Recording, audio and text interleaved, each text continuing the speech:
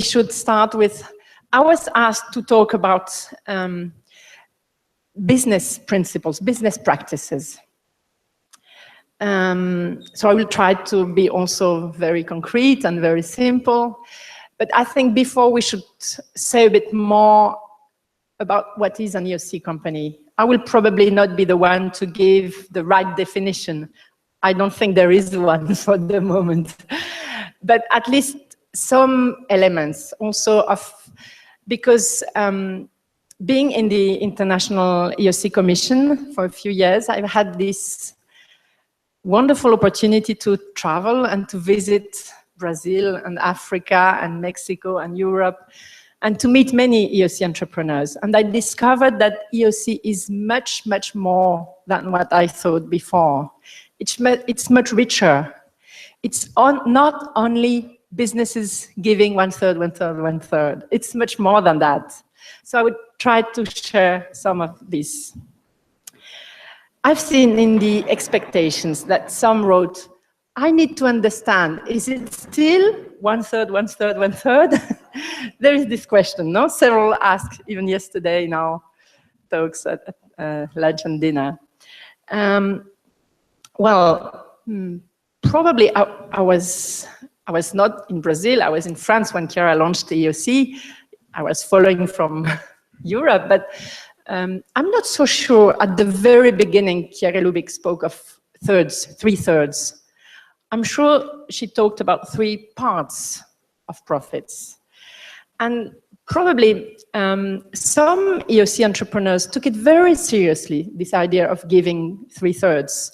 But then when they came back to their companies, those of you who know a bit of accounting, they know that it's not so simple. Because in the end, profits are the result of a calculation, so it can be different according to how you calculate it and your choices and so on. And maybe the 1/3 that should be investments to grow the company actually would be before profit, the bottom line. So Chiara was not economist, she was not an accountant. So it's the idea that is important to us. She told us that the scope of, the goal of these companies is to take care of all these, of the people in need, first of all, our brothers who lack something. It's also to spread the culture of giving. And it's also to create jobs, developing the company. That's the important point. Some companies took it very seriously to share a very big amount of profits. And there are really very impressive experiences in the EOC. Some companies giving for years big amounts of money. And there are very high examples for all of us. But others found that they couldn't do that. They were not able for many reasons. But they could do it in a different way. And they would do it anyway, even if not sharing 2, 3, 4/3. And that's also, we discovered that it was very important as well. The interesting thing in EOC is that Chiara Lubich, when she launched it, she just gave this very high ideal. She didn't say how to do it. She said, go together and find a way and do it. Invent. So we can invent many ways of doing it. And that's very interesting, very stimulating, because it's not a model that we should learn and then do exactly and share good practices and that's it, we've got the label. It cannot be like this. We can invent whatever we want if we're faithful to the ideal that she gave us. And looking at these companies and the experiences all over the world, we discover that there are several kind of experiences we can see. Luca has done a very interesting study on this a few years ago. Some help mainly through the profits, sharing their profits through the International Commission that then shares it through the community of the Focolare movement to the people in need. That's one way. Others did it, like Senator Aquino said before, through their operations. They decided that they could directly do something for the people in need around them. So they started businesses very similar to those he said. It was interesting because this example of cakes, we had 2 days before at University Santo Tomas this wonderful experience of Aurora in Dumaguete, no? Of cakes. They were great, the Aurora's cakes.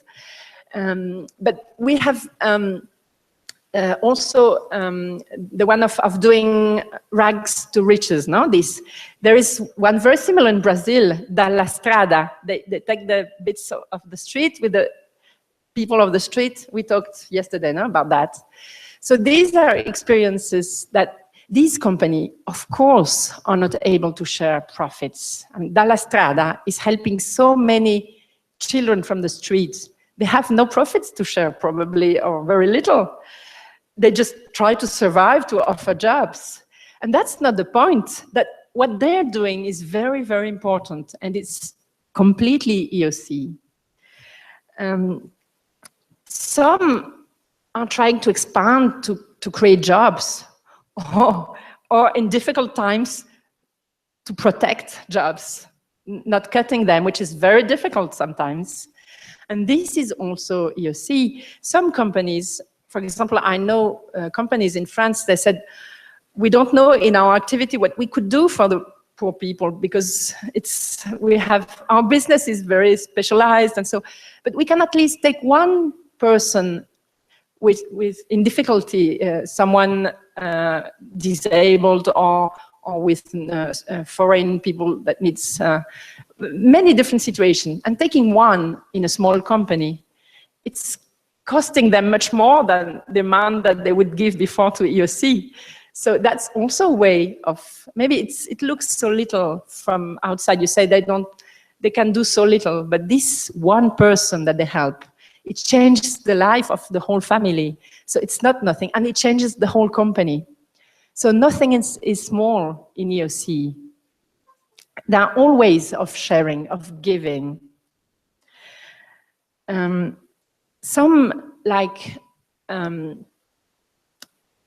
others said, we have to spread the culture of giving. I can also do that directly, not only through the profits I share to support some initiatives. Like John Mandel in the United States, he said, in my company, he set up an internship program for youth, and he has every year young people from all over the world coming there to be trained to EOC. That's a way of spreading the culture of giving. It's not in the EOC books as profit sharing, but it's also part of it. Some also concentrated more on living the EOC spirit inside the company, and that was also very important. And that can be done also in different ways. Living the culture of giving inside with the clients, customers, competitors, with the state, in all difficult situations. And that's also a school of communion. That's also a very important way of living the economy of communion. Some also understood that they could, in every economic choice, try to think how they could give the right part to each one. For example, it may look very similar to corporate social responsibility sometimes, but the way they do it is just thinking, okay, I cannot only send some profits to EOC at the end from the bottom line if I'm not sure that I'm doing everything coherently with this. So when I pay my workers, how do I share? They also contribute to value creation. How do I give them the right share of this? When I set a price for my suppliers or customers and so, am I sure that I'm sharing the right way? Am I giving them the right share and not taking too much for me? Even if it's for the poor people in the end, I just have to be very sure that in all the process, I'm faithful to this spirit of giving and sharing. So it's a way of thinking for the whole process of the company, all in every economic choice every day in the company. It's not only, and then the profits you share are the part of all this, which is invisible. Nobody will ever know what's behind this small amount that you're able to share at the end of the year. Usually, many, many businesses have very little to share at the end. I mean, it's so difficult. If you make a lot of money, you might be very lucky and have a very, very good product in a very, very good market, but very little are like this. So sometimes it's a bit strange if you earn too much. So just this very little part you're sharing at the end should really be the result of all the giving that's inside, that's not visible. That's so important. So in the end, are EOC, is it possible that EOC business don't give any profits? Don't share any profits? Well, actually some cannot. Some cannot because they are not businesses, proper businesses in the economic sense. For example, NGOs. Many of you are from NGOs here. Would it have sense to say they're not part of EOC? That would be nonsense. I mean, they are living EOC very deeply, even if what they do is not through profits, because it's not their vocation. We were talking this morning in Brazil, there is this violinist that has created a school for the children in the favelas to help them, and he created an orchestra, and he says, I am EOC. You would think, so strange, no, it's not a business. Of course it's not a business, but he's doing a great job. He's doing a lot, and that's really EOC as well. In France, we had a community, it's a family that discovered their vocation to welcome people in need in their own family with the Eucharist, and then they grew as a community to welcome very poor people. And they said, we are EOC. And at the beginning, we would think, well, they're not a business. Is it possible? But then we understood, yes, sure, they are EOC. They will never share profits. They don't have. But they really live EOC. And they help people in need. And they live the culture of giving in a wonderful way. So they really are. Also, businesses may have some periods in which they have losses. Sharing losses is also something great. Sharing difficulties is something very important. Actually, in France, we had a meeting recently, and we had 5 entrepreneurs in very, very difficult situations. They're about to close for different reasons, and most reasons also because they're living like this, and it's not so easy. And the fact that they were sharing this was so strong for all of us, because sharing their suffering is so precious. That's so important. So this is also a way of living the culture of giving, even if in this moment they don't have some profits. But what we saw is that all of them, what they all have in common is that in a way they find a way to share. Some don't have profits, but give something anyway, very little, but just to say, I'm still part of EOC. And that's a very great sign.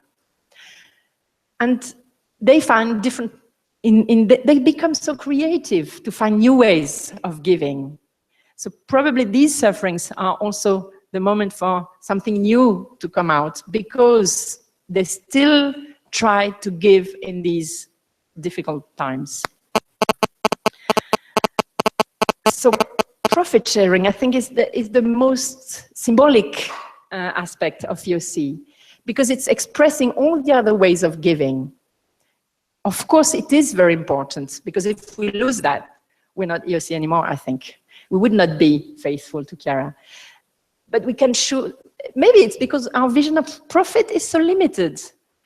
Because it's, now we speak a lot of value creation, no, in the business world. Because values is not only economic value. So many companies are creating and sharing other values. They're really creating value and sharing it, even if it's not through economic profits. The important is to share this value. Even more than that, I think we were talking this morning with Luigi, and I found that this really so great. I mean, it's just not giving part. The idea of 3/3 could be also understood like this. I understood this now. 3/3 means everything. Maybe you cannot give all the economic wealth you have in the business. That would not be serious, but you can give everything anyway. You can give all yourself. I mean, giving in the EOC is about giving oneself completely. It's profit would be even too little, actually. It's about giving yourself completely to this ideal, to this new economy. And that's much, much more. And that's probably something that Chiara meant when she said 3/3. Well, she didn't say, I'm not sure she said. But anyway, because probably we said this because we understood that it was everything, that she was asking us, calling us to give completely ourselves to this life. And that's the way we can change the world. I think we will change giving ourselves, not only giving money. That will be very little, even if it's very difficult. Okay, what maybe I go a bit inside there. You tell me when it's time to stop, because I forgot. Okay, I forgot to take my watch. What does it mean to live inside the business, the EOC spirit? Because that was what you asked me to tell about. Well, one first element for those who maybe don't know a lot, I would advise that you go to the website and find the EOC guidelines. These are very, very interesting, these guidelines. I will not explain you this because it's quite long and you can find it very easily on the website. They were written by the entrepreneurs in a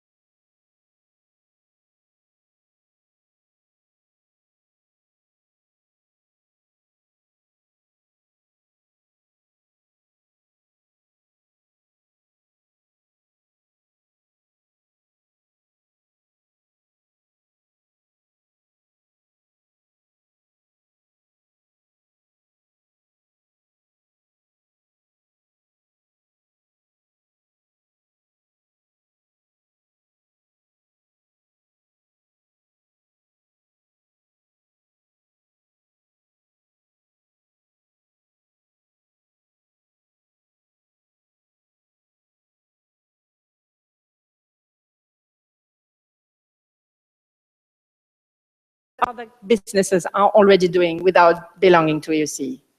Maybe also because they're EOC and they don't know it yet, probably, but I mean, it's practices that anyone could share. So none of these, or very little of these practices are specific to us. What is specific is that the goal and the way we live these practices is communion, is giving. Can explain all of the practices. Looking at these, I found several common principles. This I developed in UST the other day. That was what I was supposed to say, but I think I will just give you the titles, and if you want, then you can get the other day's presentation. One first point that struck me is that beyond these practices that are expressed in these guidelines, what I find very typical is that there is a very special way of looking at people. EOC is a way of looking at people that is with a lot of trust, very optimistic. Usually in business, we're not so optimistic. we feel that it's not so easy, and if we don't control people, it's not working so well, and so on. We developed so many practices about control and command and all this. EoC is a vision that is very, very optimistic, that is always trying to trust people, to see the best in the people. Regina is always saying, and I like very much this idea of, it's a gift of new eyes. And you look at people differently, and you don't look at what they could do that might be problematic for you. You just look at what you feel, you believe they are able to do if they are trusted. And that's, and it's trusting even when you wouldn't do it normally, when people failed, for example. So many experiences of EoC entrepreneurs that struck me, because it's about giving a new chance of people who have failed or being untrustable. It's about giving a chance to people whom nobody would trust, who are not efficient, who are not trained, who are not skilled, not yet, at least. And by giving them trust, then you get the people develop, flourish. And that's a very strong way of having great people, because you just get the best out of them. So this is, but trust is not easy because it's always risky. It makes you vulnerable. And that's probably the strength of EoC, not to be afraid to be vulnerable to the others, because this makes something can happen, which you don't know before. Companies are always trying to eliminate uncertainty and risk, and to manage risk. EoC entrepreneurs have the courage to risk, to trust, and to let people and things emerge, and they don't know what, but something very interesting happens, like you could not predict. And they also, this culture of giving is helping them to see that anyone can contribute, because giving is not about, I give you something, it's reciprocity. The giving we're talking about is always reciprocal. So it's also recognizing that the other can give, that you have to recognize that they are able to give you, and you have a lot to receive from them. So even in EoC companies, this makes a very interesting kind of management. In my university, we're trying to work on what subsidiary management. You really believe that the people, the operation people, have a lot to say also to the entrepreneur and to the management. That's not so easy, because you need that kind of trust and that kind of eyes, that you believe that you also have a lot to receive to all the people of your business, and also, obviously, also to all your partners. If you don't have this kind of eyes, then in the end, you always in very old-fashioned, I would say, style, management style. And even if you say you want to have a participative management style, I think all over the world people are convinced that that would be a good management style. But in the end, it's not so participative. It's very rarely authentically participative. Whereas in EoC company, maybe they don't have that kind of discourse, but in the end, they really put it into practice because they believe in people. And they go to the point that they share also governance, that they share power, that they share really everything, decisions, even strategic decisions, which very little companies dare to do. And the fact that we're talking about culture of giving, in the beginning, we could think that we have to bring this culture of giving in companies. We have to bring gift in a place that is only business. Whereas with these new eyes, we discover that gift is already everywhere. We talked about that yesterday in the group, in the professionals group. Gift is already everywhere. When you have this kind of eyes, you discover that all the people are giving so much, and you just have to receive this gift and to reciprocate. Not to say, please be motivated, we have to do great things together, and this kind of discourse. No, actually, people already give so much if you have the eyes to recognize it. So that's also one of the characteristics of EoC people.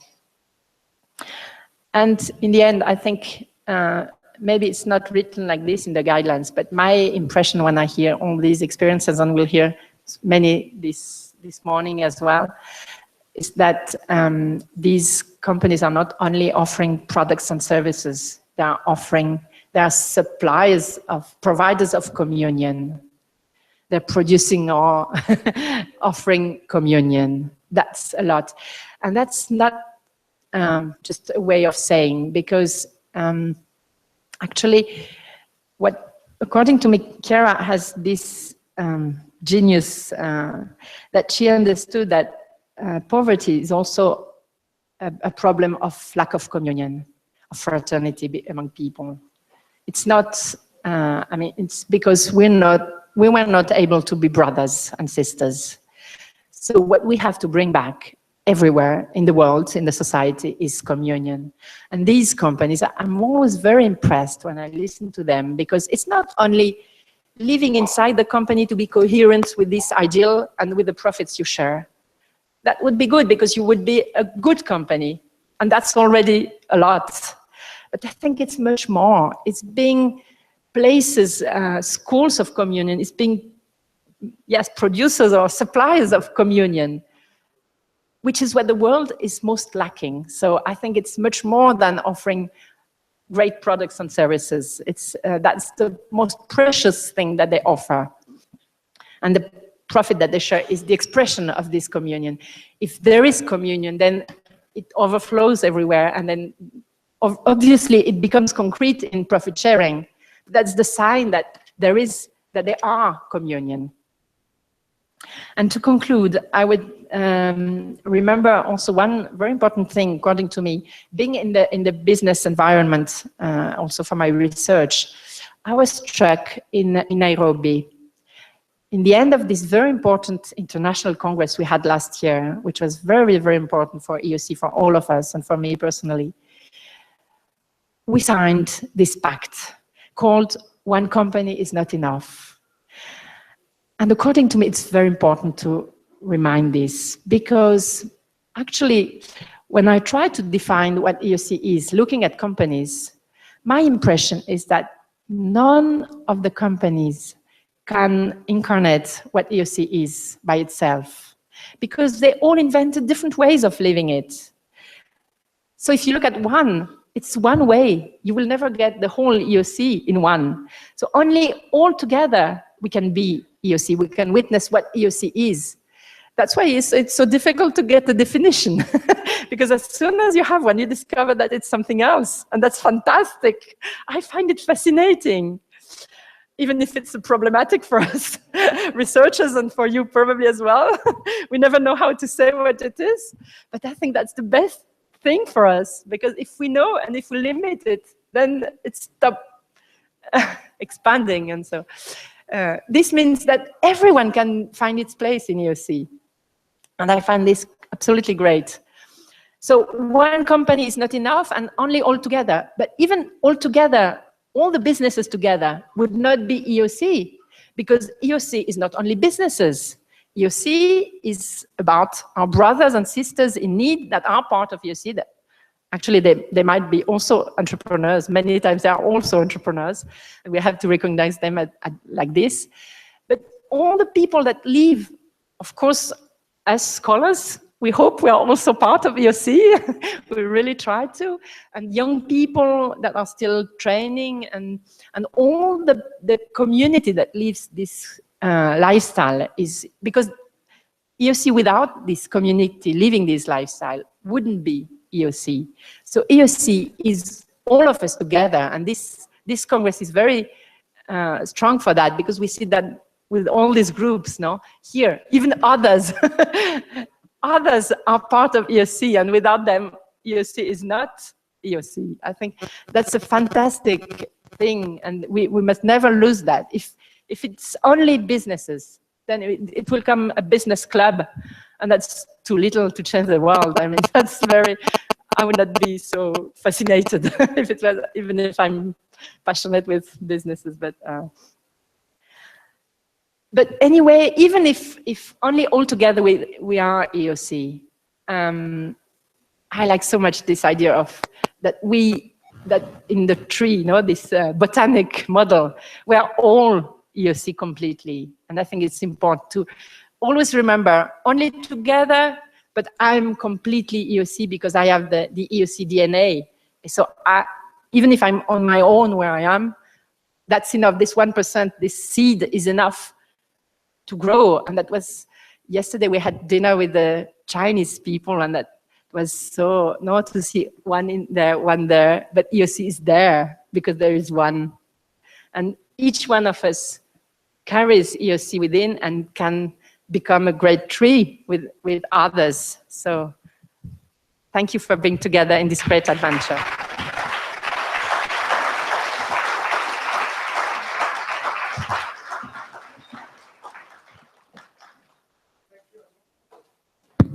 I'm happy you decided to write your spontaneous talk, but now to be able to fulfill our commitment to have documentation, you have to give us documentation of your talk that we will put up on the website. We have our schedule slightly because there is a hard deadline at 12 o'clock. We have to start riding our buses. So now, can you just go out, get food, and come back immediately? We will start anyway, we feed you 5 times a day. No, so it shouldn't be too bad. You so go out, we get our food, we come back in about 10 or 15 minutes. When we start clapping, can you please be seated already so we can go ahead and cover as much as we can before 12. Just later, the experience of yeah, 10:30, 11:30, so finish. And so, and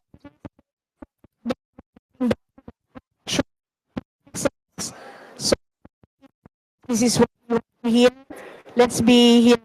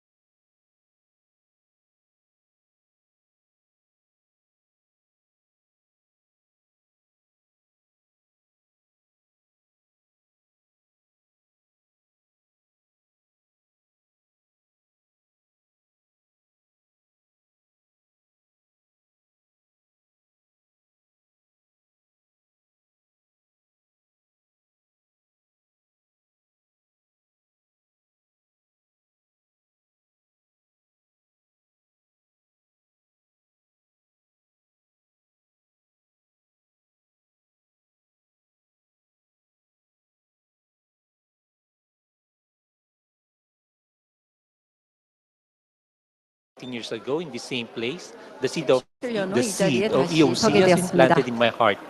So in our heart, in my heart. So after 17 머리 years, 괜찮아요? it's a 레지나 머리 great honor, 괜찮아? great honor for me to share the fruits of that seed with you. 안녕하십니까? 안녕하십니까? Share that seed. That 저는 seed 한국에서 of 온 성심당의 seed. 김미진입니다. It was it's a great honor. 안녕하십니까? 저는 and it's 한국에서 a 온 great 성심당의 김미진입니다.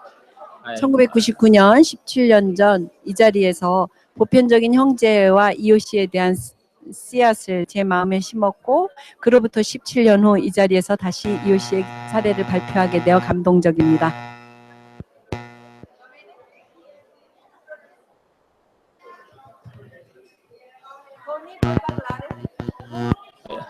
회사에서는 Hello. I am moved because in 19 I am moved. 감동. 이거. 회사에서는 홍보 마케팅을 하고 있습니다. 저는 전에 가세요.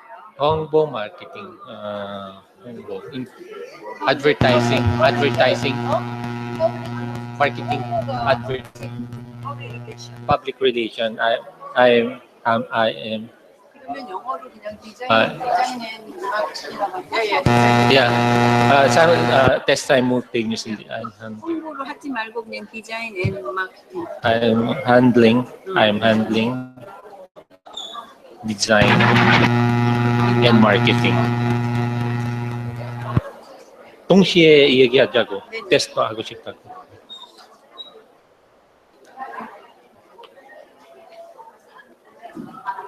I am moved.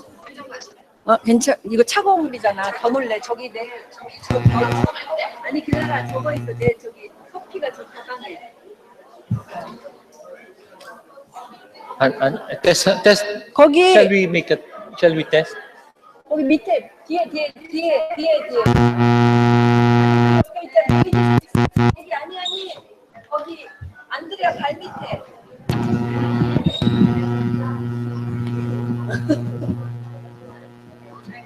60년 전 성심당은 대전역 앞 초라한 찐빵집이었지만 오늘 저는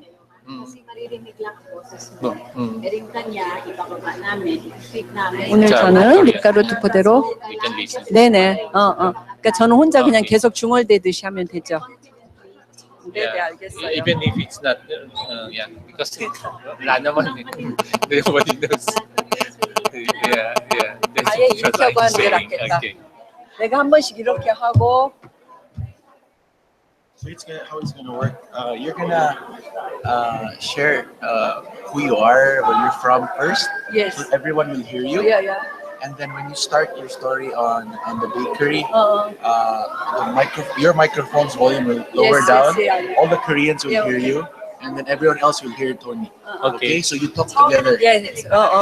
그래서 이거는 전부터 from the start or In the start, she starts introducing herself, where she's Okay. from, what she doesn't say. 안녕하십니까? 저는 But no, but it's okay at first if it's too difficult for her. Tony can translate just for a while, and then you start. Yes. 한 줄 정도? 오케이. 그러니까 제가 안녕하세요. 저는 한국에서 온 김미진 아마따입니다. 저스트 아마따입니다. 하면 얘기해. I'm Amata from Daejeon, Korea. 네. 회사 Just a very short while. You can say something from where you're from, what you do, and then we start right away the experience. Just 2-3 sentences. 예. Start right away. Yeah. 짧게. 그것만 하면 되지. 안녕하세요. 저는 한국에서 온 아마따입니다. I'm Amata. I came from Daejeon, Korea. 회사에서는 디자인과 마케팅을 하고 있습니다. 그래서 이거 합시다.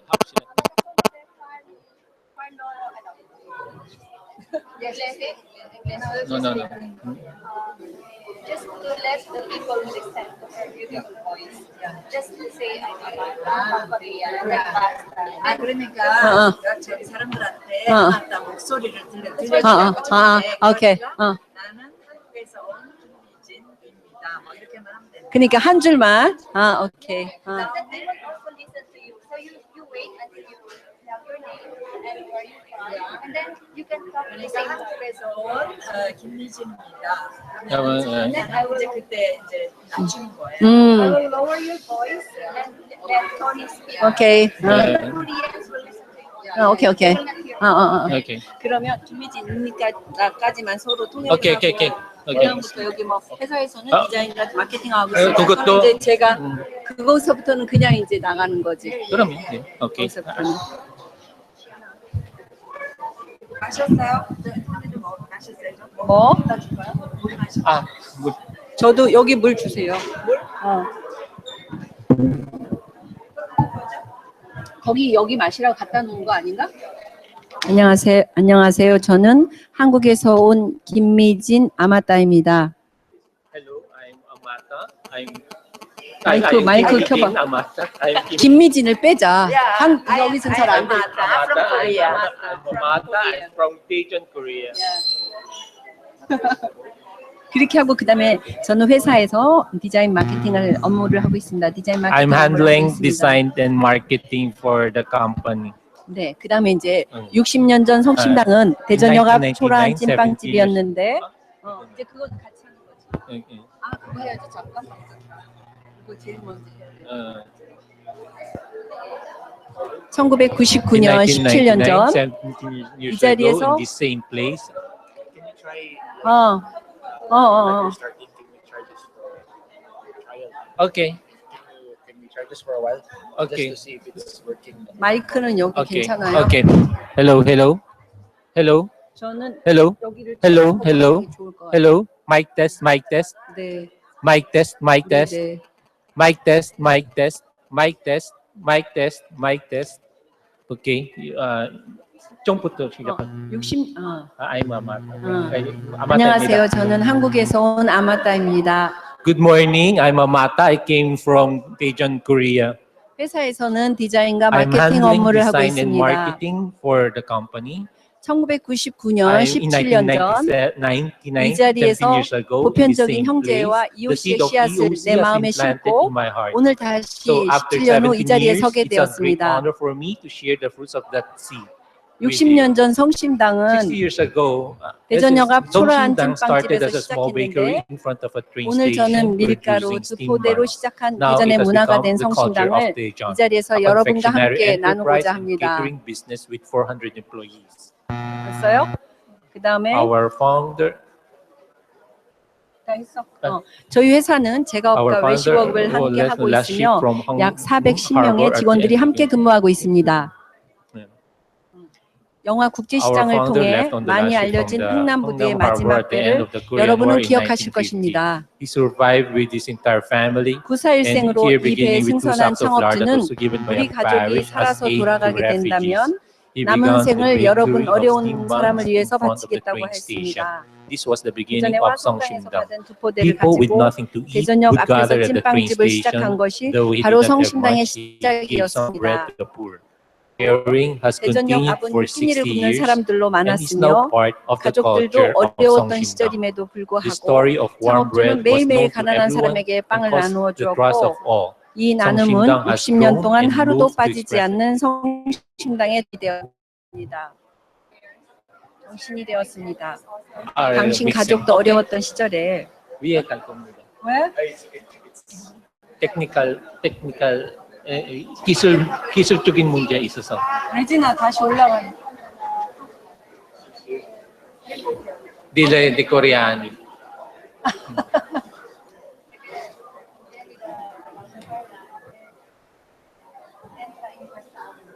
Anche. Okay. Sofra.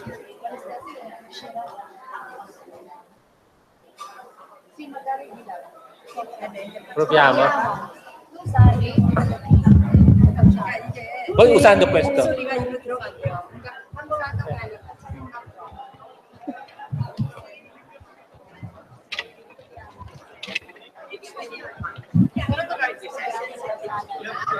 How's your feet?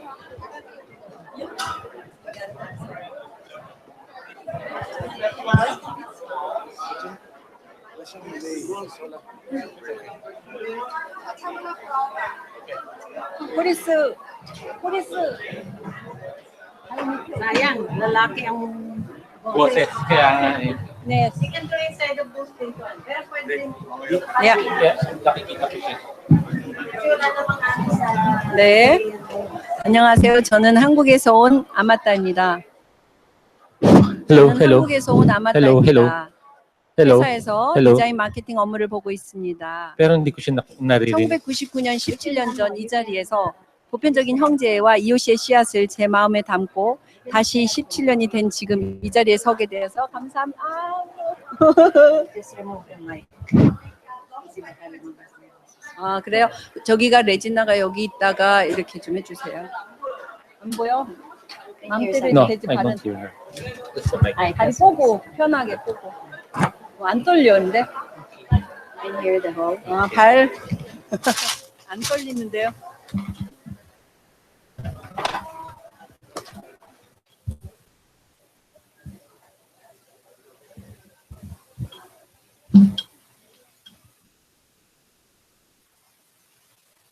Six years ago. Yeah. May you speak? Can you hear her? No, I can't hear her. I don't hear her. You don't hear her? Yeah. What's the number? Microphone, please. Wired mic.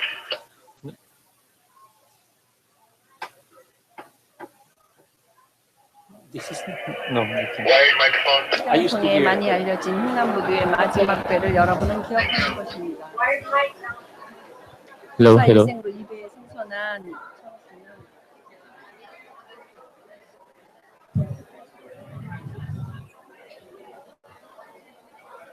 우리 가족이 살아서 돌아가게 된다면 Okay. I can hear Maria. Okay. Okay. 오케이. 9, 10. Okay. Can we- I can hear. So we can begin.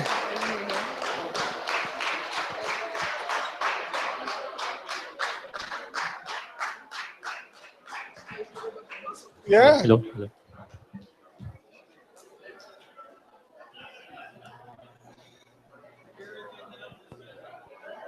Okay.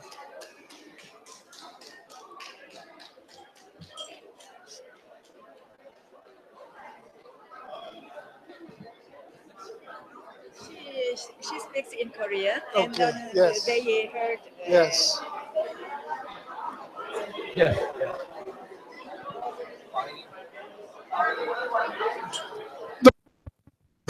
Please settle down.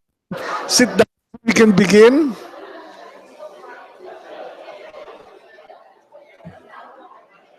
Tony, can you try? Okay. Hello. Pronto. Uh, Can you hear mic me, test. Yeah, I Tony? can hear you. I can hear you. Yes. You try. Hello, Okay. hello. Speaking. Pronto. Can pronto. we Can you hear me? You try understand to each speak. other? Speaking. I'm You speaking. try to read Can some. we sit down, Okay, please? Can we sit in your same place? Okay, okay The na. seat of EOC. Okay na, Planted Ton. to my Okay. right. Okay.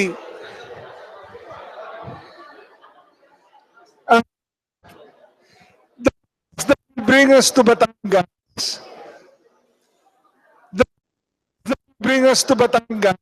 Our count 11:30. So can we ask all who park their cars here to move your car elsewhere? The vans that will take us to Batangas have somewhere to park. So all who park their cars here till the 10th, can you please move your cars so that the vans can, we have room for the vans. So they park. I guess so to bring your car up. Because the van will turn around. So if you're here, can you please move your cars?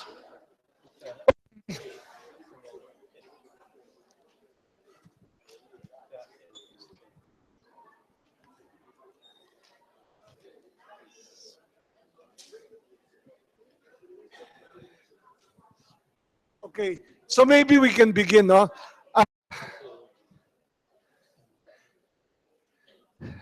I'm supposed to introduce the next speakers, but as I was preparing, I suddenly realized that I did not know anything personal about them. And this one,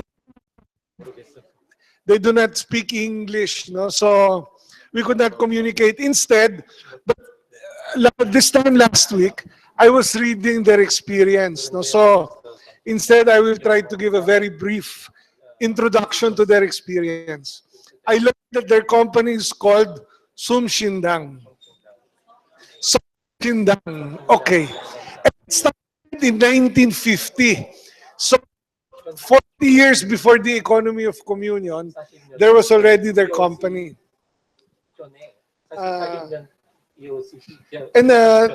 So they, and even then they had already begun to live the EOC principles, no? And here is a company who did not give its profits, who did not give its surplus, even when they were still poor, even when they were not yet making much money, they were already sharing. In 1980, the founder retired, and the son and the daughter-in-law, Amata, took over the business. And about 20 years later, in 1999, they attended an EOC conference. And the feeling was, it was a confirmation of everything that they were doing, no? And if you listen to their story, it really sounds so biblical, no? Because it's like the multiplication of the loaves, no? They continue to share bread since 1950 until now, 66 years later, no? So, just to understand what is going to happen, they're going to go up the stage. Amata is going to go up the stage. She will speak in Korean. Koreans will hear her speak. Instead, the rest of us, all of us, will hear the translator. So if Amata sounds like a man, do not be surprised. Or if she sounds different, do not be surprised. It is because it is the translator. So now we call on Amata and Fede to come up the stage. Or Amata.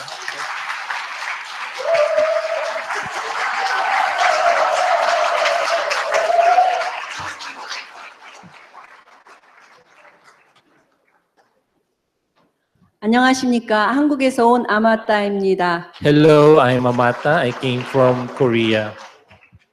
저는 회사에서 디자인 I'm handling 마케팅을 design and 업무를 보고 marketing 있습니다. for the company.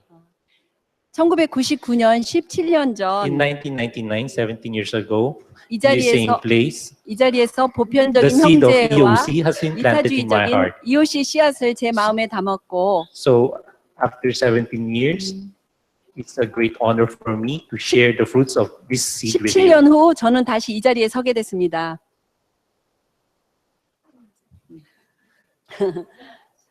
저희 회사는 6 years 제과업과 ago, 외식 사업을 Songshindang 함께하고 started 있으며 as a small 약 bakery 410명의 in front of a 직원들이 함께 train 일하고 station 있습니다. producing steam buns. 영화 Now 국제 it has 시장을 통해 become the 많이 culture 알려진 of Daejeon, 휘남부의 a 마지막 confectionery 때를 enterprise and 여러분은 catering 것입니다. business with 400 회사 employees. 일생으로 이 배 Our 생선한 founder 작업은 left on the last ship 우리 from 가족이 Hungnam 살아서 Harbor at the end of the 돌아가게 Korean War in 남은 생은 1950. 어려운 이웃을 The 위해서 family 살겠다고 survived, and 기도하셨다고 here in Daejeon, the beginning with 2 sacks of flour that was given by a parish as an aid to refugees, he began the bakery of steam buns in front of the train station.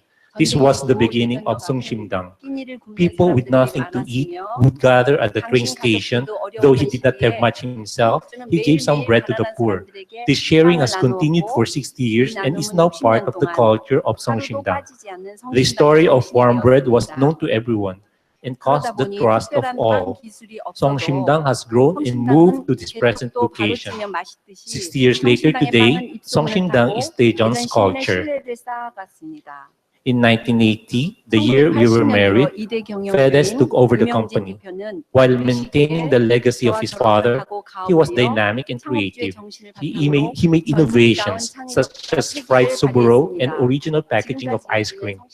Monthly events created a buzz appreciated by customers and resulting in increasing sales. We were transparent in reporting sales and paying taxes. We learned the techniques of European baking and we were able to develop the business to the point that in 1992, we were the largest craft bakery in the country. We were the first restaurant and pastry shop in Korea showcasing Western cuisine. Despite our success, we felt an emptiness that we could not fill. FedEx wanted to continue as a charity business bakery, but our co-workers did not agree. We were at a loss. We found the answer in our direction when we participated in an EOC International School in 1999. We found a new perspective of management that changed our direction. We understood that the business was not just for the benefit of the owners, employees, and their families. We realized that through business, we could live for universal brotherhood. Even as a small bakery, we could change the world. We saw making bread as a way of loving each other. I was very excited throughout the EOC school, but did not know how to make what I learned a reality. EOC is ideal, but can it be done? We were afraid to lose what we had built with hard work. Also, while EOC businesses were all over the world, we would be the first one in Korea. We also owed the equivalent of around 225,000 euros, which made participating in EOC an even riskier proposition. However, we felt that Songshindang had a vocation to be a model for the EOC. We moved slowly, returning from the EOC school. Before we lost our enthusiasm as a first step, we gave around 750 euros, the salary of one employee, to the poor. Our mission was to do well in front of all people. We focused on the word all. In our business, customer is king. But we understood that all men and women, children and the elderly, rich and poor customers, employees, suppliers, competitors, co-workers who left the company to begin their own businesses, every person we met were people to love and were candidates to universal brotherhood. In 2001, we changed our name of Red Company Limited. In full transparency, we decided to report all our sales and pay 100% of our taxes. We could easily hide sales figures since we were a cash-basis business. But we believed that paying the proper taxes was the first step in being an EOC company. This was very difficult. Although we had a lot of income from sales, after paying our employees, our suppliers, and creditors, there seemed to be nothing left. We even had to ask for an extension of a bank loan. People around us thought we were crazy to pay all our taxes. But eventually, though, through our experience, we proved that a business can be profitable even if we pay all our taxes. 납기를 연장해 가면서까지 몇 년 동안 The 1990s were a great challenge to us. The dispersion of people away from the city to the suburbs and the parking challenges in the old city made our bakeries less profitable and less attractive to our customers. A relative who franchised the Songshindang brand failed, and we had to pay his debts. Our employees, fearful for the future of the company, began leaving, and our separation paid to them became very big. This was also the time of worldwide economic crisis. External consultants we hired diagnosed that we had too many products and we were overstaffed. They suggested that we cut products and staff. While we simplified our product line, we decided to work harder and keep all our employees. We overcame the crisis. 직원 수와 제품의 수가 너무 많아 합리적이지 못한 경영 방식이라며 인건비와 제품의 단순화를 제안하였으나 우리는 구조조정을 택하지 않는 대신 매출을 더 올리는 방식을 택했습니다. In 2005, we faced our greatest challenge. Our factory burned down. I thought it was the end of business. Songshindang will not survive to celebrate its 50th anniversary. The next day, a miracle happened. Our employees came with a slogan, "The company under ashes, we will rebuild." We began the restoration. A recovery operation that was supposed to last a month was completed in a week, and we were back in business. 일주일 만에 Bakers 이루어지면서 who normally produce 다시 빵을 500 굽게 types of 되었습니다. bread were satisfied by making only a few varieties. It was really a miracle. 평소 500가지가 넘는 빵을 굽던 직원들이 겨우 몇십 가지의 빵을 들고 감격의 눈물을 흘렸습니다. It was not 복구 easy 과정은 during this 정말 period 많은 of 어려움을 recovery. 동반하였고 We were severely 회사 challenged, 자금은 거의 but 바닥이 we were 났습니다. determined to rebuild based on our core values of sharing and doing good in front of everyone. I was anxious about our lack of funds. It was as if we had a single bullet to fire and we could not afford to miss. We had to hit the bullseye or die. We went back to do good to everyone. 너무 We thought of 화려하여 the citizens 가난한 of 이가 Daejeon. 주눅들지 않는 성심당 should 빵집이며 not be a luxurious place where the poor could not afford, that the poor could not afford, nor a shabby hangout for the wealthy, but a warm place where everyone 프랜차이즈 빵집보다 더 feels at home. 신선하고 당일 생산, 당일 판매 시스템으로 Unlike other 우리가 가진 bakeries, 장점을 we gave 살렸고 all our products that 누구나 were 부담 not 없이 sold 먹고 during the 가는 day to the 시식으로 poor. 성심당의 나눔 정신을 We were 고객들과 a cafeteria where 함께했습니다. those who had nothing to eat would come 이러한 freely. 영업 Every 방식은 day we live 치밀하게 completely 계산된 the 마케팅 sharing of our 방식이 goods with the community 아니었지만 around us. 화재전 대비 30%의 This was not a 매출을 calculated 올렸습니다. marketing strategy, but 이렇게 increased our sales 자신감을 얻은 30%. 경영주와 Having 직원들은 regained confidence, both 영업, managers and staff 생산, began to 디자인, create a distinctive identity for 인테리어 성심당, 부분에서 both in 성심당만의 products and design 색깔을 of our 담아내기 outlets. 시작했습니다. The identity of the baker, the land we were born, the bread baked containing the spirit of 성심당, our packaging, and the way we serve our customers were all distinctive. 그 Whenever 이후 we felt lost, 길을 잃을 we went 때마다 back to, is this 모든 the 이가 good 좋게 that 여기는 everyone 일에 likes? 초점을 두며 답을 After 10 찾았고 difficult years, we 10년간의 celebrated 어려운 50 터널을 years 지나 of the business 드디어 as a 기쁨과 way of 감동의 thanking of 창업 our, 50주년을 as a way thanking our 맞이했습니다. employees for remaining 테드스와 loyal during the 저는 hard times. We 그동안 decided to share 어려움을 our 함께해준 profits with them. 직원들에게 감사의 마음을 We 나누고 shared 싶었습니다. 15% of our net income every 모든 3 직원들이 months 하나가 and 되어 20% 매출이 incentive were 분기별 이익의 distributed. This 15%를 continues until now. 인센티브로 내어주기 시작했습니다. 또한 생각지도 않은 많은 선물들이 도착하기 Hundredfold, everything 시작했습니다. returns as a gift. We have received many awards 정직한 and 세금 납세의 recognition over the 결과는 years. 50회 We have been 납세자의 recognized 날에 as an honest 대통령 taxpayer. 산업포장을 We received the Korean 수상하였으며 President's highest 고용 medal 노동부에서 award as 실시한 good employer 컴퓨터 in 혁신 innovation and 경진대회에서 work. 우수기업 최우수상을 수상하면서 많은 상으로 이어졌습니다. In 2011, our entry in the Daejeon Lotte department store opened the way to have 10-day pop-up store in the main Seoul Lotte store, where we sold around 232,000 euros, which made us a national brand. 서울 소공동 롯데 Trained 백화점에서 passengers 있었던 carrying Songsimdang bags around the country was free advertising. 4억 In 3천만 원의 매출을 2014, 올리게 we 되었고 provided bread during the visit of Pope Francis in Korea. We were also we also received the Medal Pontifical Gregorian Award from the Vatican. 특히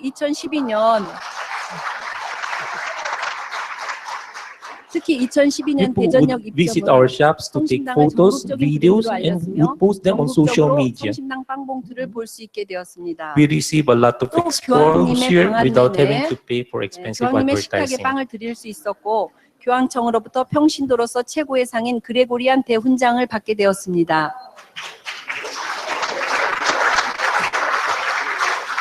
또 성심당을 방문한 고객들의 SNS를 통해 자발적인 홍보가 되어 특별히 홍보비를 들이지 않았.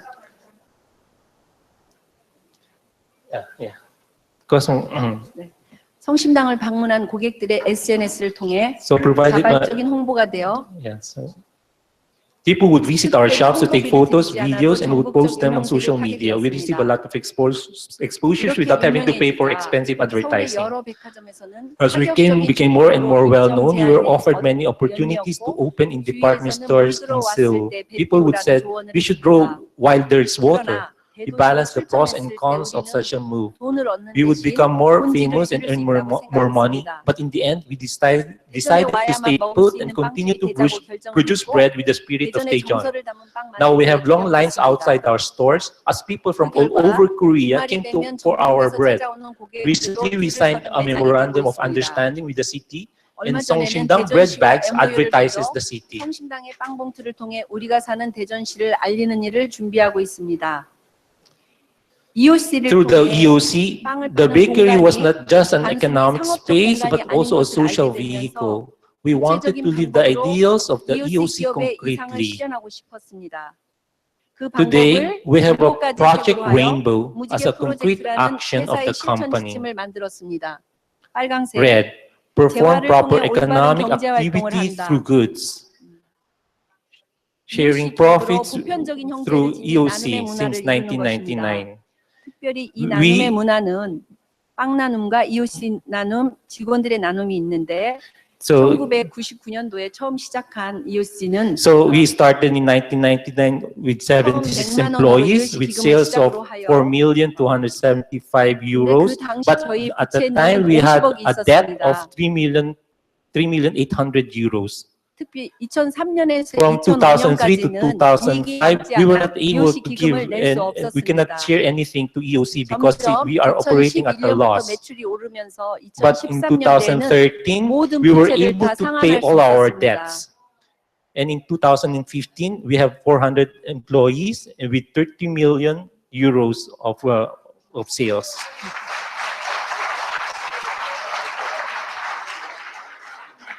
현재 작년 2015년 EOC 기금으로는 2억 7천만 원을 냈으며 이 기준은 순이익의 인센티브 15% 직원들한테 주는데 거기서 EOC 기금을 20% 인센티브에서 빼고 So we 있습니다. continue to give the incentives to our employees. 또 직원들의 나눔은 오랫동안 경영주만의 나눔에서 점점 직원들이 함께 그 나눔에 동참하고 있습니다. 돈뿐만이 아니라 재능 기부와 봉사 활동을 통해 점점 나눔의 폭이 So that 커져가고 is not only 있습니다. we also started to help to contribute to social action. Before it was only us, the management, who gives the help to the poor and to the relief efforts when there's disaster somewhere. But now even the employees are now contributing to these relief efforts, not only financially but also their talents. 주황색 Orange.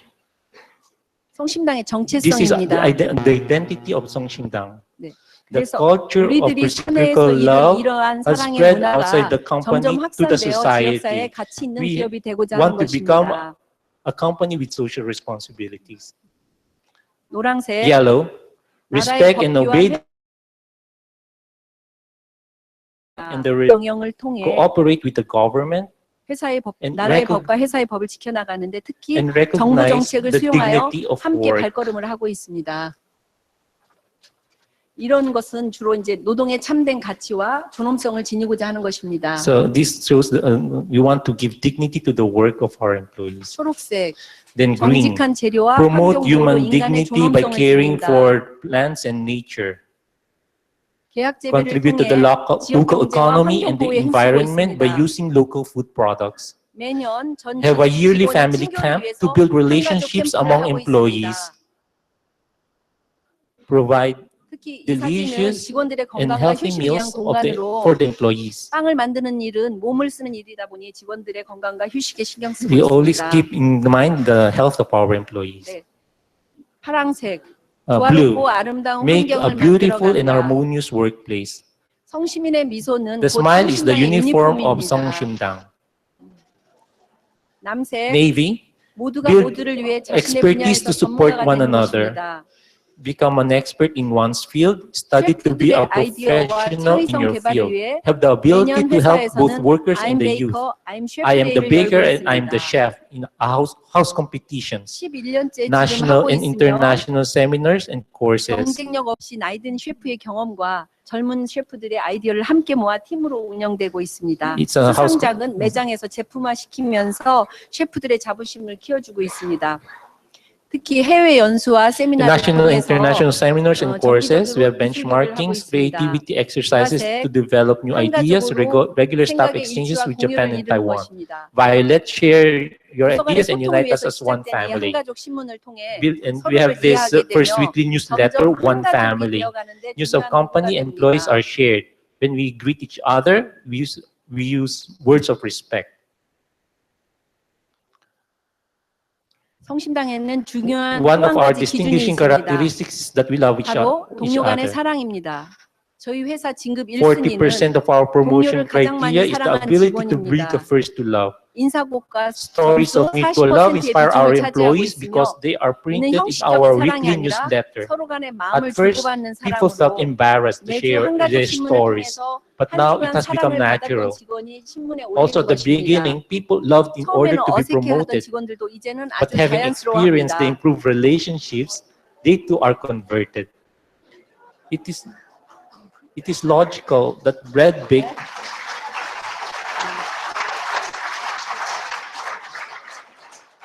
올해 초 It is- 저희는 창업 but- 60주년 비전 선포식에서는 But 이러한 now it has, 성시민의 이야기가 사랑의 성시민, 사랑의 챔피언이라는 책으로 출간되었습니다. 잠깐.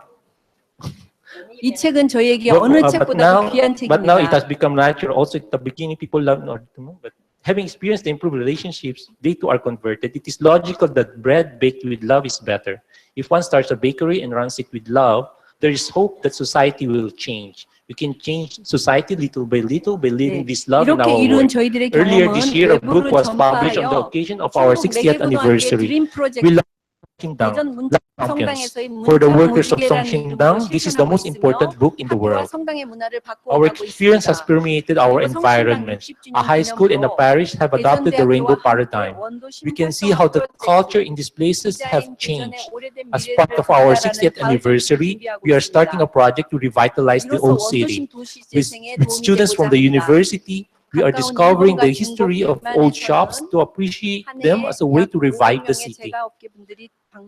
성신당의 경영 이념을 듣고자 하며 A Seoul Business Administration student proposed Songshindang as a model for a paper on responsible company that lives with the local community. This shows young people that it is possible to live EOC principles in a business. Every year, 400 to 500 confectionery officials from China and Japan visit Songshindang to learn about our management principles. Last year, we were invited to Shanghai to share our experiences of how we are not only beautiful, but also effective in society. 성심당이 My city, my Songshindang. 성심당이 전국적으로 Years ago, when I would 주변 go to 상권과 work, 주차장, I would pass an old road 시작했습니다. with few shops and few 한산하던 people 거리는 활기를 because of the 되찾았고, movement to the suburbs. 주말에는 As 성심당을 찾기 Songshindang 위해 became 대전을 famous, 방문하는 there were to fill up people and shops. 이렇듯이 On weekends, many people visit Songshindang, seeing what more bakery can do. This, I believe we can do much more for society. My city, my Songshindang is the theme of our 60th anniversary celebration. We are looking at what is in our city. People think we accomplished this because we are a great bakery, but we got with 2 sacks of flour. Our success is not ours, but also of every person who we have helped. It is not enough for our employees to have this culture. It must be spread to all the world. If I haven't met EOC, we could also be successful bakers. But EOC has given us immense possibilities to transmit greater values for all through our work. 오늘 그 가능성의 Thank you 씨앗을 for 이 giving me 자리에서 this 여러분 앞에 opportunity to share the 발표할 수 seed 있음에 that has 감사드립니다. infinite potential.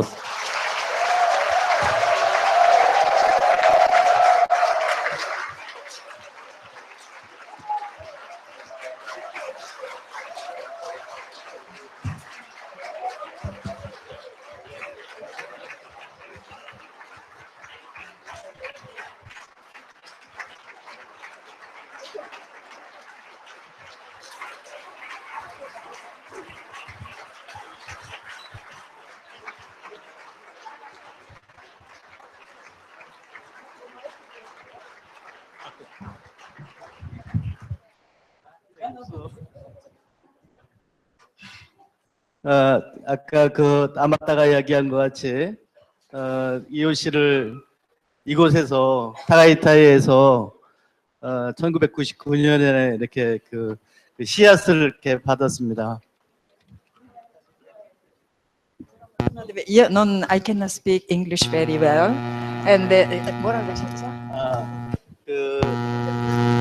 이곳에서 이 타가이타이에서 내일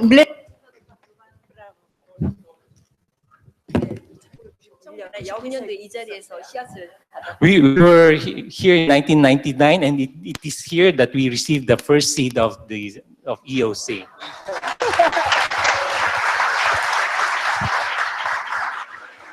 또 17년이 지났고 또 So it's 17 years has passed. EOC 그 탄생 25주년을 맞이해서 하고 또 직전에 그 루이지노가 그 한국에 와서 루이지노 When 세미나와 함께 이 사례 발표를 하게 되었습니다. we were when you were there, when Luigi was in Korea, we also told him this story, and then they went to the share this experience in the parliament in Korea. 끼아라가 1991년에 그 공유경제를 발표 이렇게 그 착안하셨고 그것이 과연 그렇게 실현될지 그런 어떤 그 이렇게 그 용기가 안 나, 그러니까 의심이랄까 말하듯이 좀 실현될지 좀 어려웠지만 이제 Yeah, in 1991, when Chiara started this economy of sharing, well, we are curious of what it would be, but I think it also needed great courage in our part.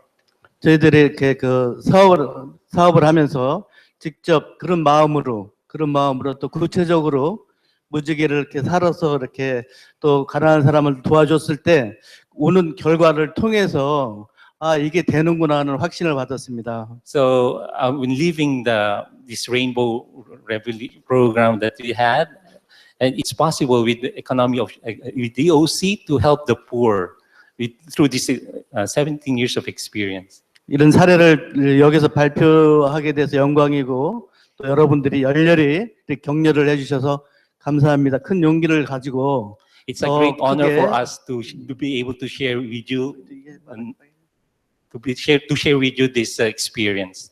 And it's a great encouragement also to continue. EOC 50주년을 위해서 더 이렇게 확실하게 어떤 증거가 될 수 있도록 또 한국에서 저뿐만 아니라 여러 번 같이 오셨는데 또 아마 이번 계기가 이렇게 그 확산되는 큰 어떤 계기가 될 것 같습니다. So 25th, this is also an occasion to celebrate the 25th years of EOC, and not only us, but there are also many Koreans here that we think that it can be a big start for us in Korea.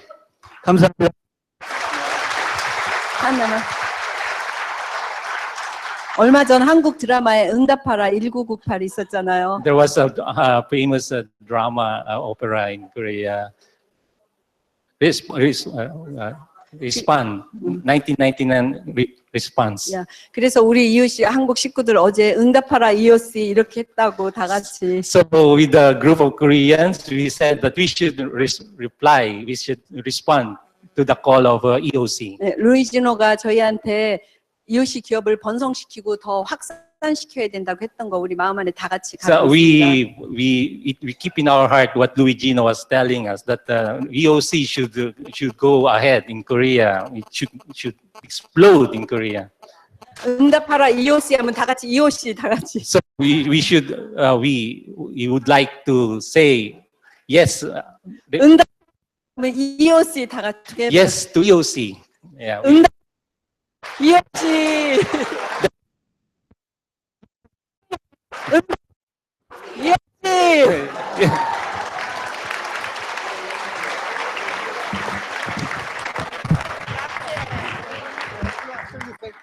I have to announce about the cards again. You thank her first, and then To Amata and to Amata Perez, kansahamnida. I'm sorry, my job is really to bring you down from the clouds to the earth. No? Maybe some did not hear my announcement earlier. Those of you who are parked on this road all the way down, you have to move your cars now because the vans that are taking us down to Batangas are going to park here. They cannot even pass and turn around. So everyone, even if you're Focolarino from Tagaytay, you have to move your car now so that they have space, the vans have space to pass. There are 16 vans, so no one's exempted. No, they said you in particular, even if you're far away, we have 16 vans, you have to move your car. So please, those of you who have cars parked here, can you please move them?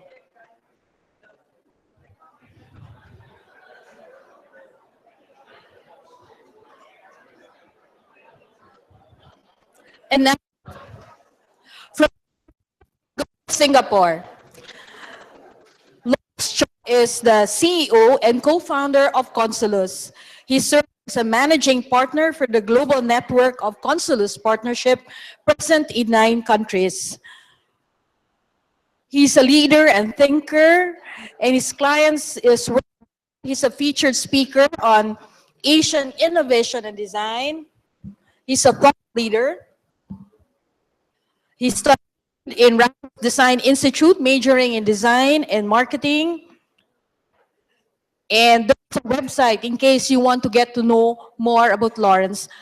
With time constraint, let's now listen to Lawrence Chong.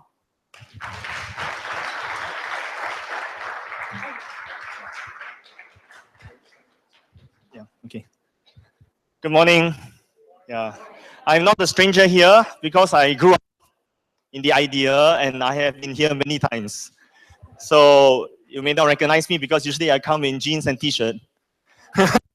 and it's very nice that so many of the gen that we grew up together, no? We're now married, some are professors, we are starting to have a bit of white hair. And the Popi, the Focolarini that train us and groom us, it's always a family. So I would like to apologize to the translators also, because yesterday when I arrived, I was moved by the deep communion. You know, we have a saying, if the sharing is so good, we would like to stay, you know, and don't leave. You know, pitch a tent, you know. But of course, we will not do that because we have to meet the timeline, you know. But just to say, I'm sharing something very humble. It's just what we understand, and hope it will be a gift also from us, an act of love from Singapore to all of you. To put simply, the topic is something all of us are very familiar with, unity. But I must confess, in 1995, 21 years ago, when I was 16, many of us here, including myself, we were in Rome, listening to Chiara, talking passionately about unity. But you must understand where I come from. I'm a Singaporean. Sometimes it's hard to believe that unity is possible. And you must understand, 1995 was a time of the Bosnian War. Of course, we heard very concrete experiences about how people managed to forgive and to overcome. But to us, the young people, even though in the stadium, what Chiara spoke about was a reality. In our group from Thailand, there were not only Christians, there were Buddhists. And in the stadium, we met Muslims. We met even people who don't believe in God. And we were in the same stadium, 20,000 of us. And you know, 20,000 young people listening to an old lady and keeping very quiet is not normal. But for sure, that day, for me especially, it touched me very much because Chiara said, don't, Jen, she calls us new generation. Jen, don't aim for just crumbs on the table. Aim high, you know. And if you are who you are meant to be, you will conquer the world. Now, I must also confess another thing. In 1995, I have just finished an archdiocesan camp for priests. Because my priest think that I have been serving in the church for so long, I should consider thinking of becoming a priest. And because I was also an altar boy, and I have been serving Mass for many years, the idea of priesthood is connected somehow, you know. So, but I said yes when Chiara said the revolution to aim high, to build the united world. But I imagine the united world I will be contributing will be a parish in Singapore. You know, not because that was the only thing I knew. Practically, I was living in the church because I would have youth camps, we would have altar boys camp, and the Focolari was present. And the place where we were was very rich with that idea of family in Singapore, where the vocabulary was. So that was only in my mind. And you must also understand, in 1995, we are a generation that remember how to get excited when the numbers started going from 10, 9, 8, until 1, where we have the satellite link up. You know? But now we take it for granted because now we are linked live to the world. We know 10, 9, we are to YouTube, actually. So you have to understand these things were in the situation. Of course, Kiara said, aim high. Kiara said, the united world is not a utopia. The united world is possible. Now, what happened? And we need to take this fast track now to the present world. The science of the united world. Turns out that when I said personally yes to Kiara, and I would say the Kiara prophecy is very real, because today we are instantaneously connected. Technically, if everyone had a social media account, we are considered plugged into the international citizenship of the world. In fact, in the Philippines, you practice it. You are so clever. On the immigration form, you are social media account. You know? That's the best. You know? Because you find the address, you can't get the person. And I was so surprised that the Philippines are so advanced. We should do that and learn from you and check the social media account of the person if they come to Singapore. And also, the Kiara prophecy is very real because even business strategy had to change. If you are trying to build a global business and you do not know how to bring people together, you do not know how to build an ecosystem, you are finished. Because this company was almost bankrupt in 1997. But when its revival came because they decided to change, instead of everything closed, they started to open their system to app developers. And today, the irony is Apple, which used to be very proud of doing everything themselves, now says that they are supporting an app community to the tune of hundreds of millions of dollars, actually billions around the world.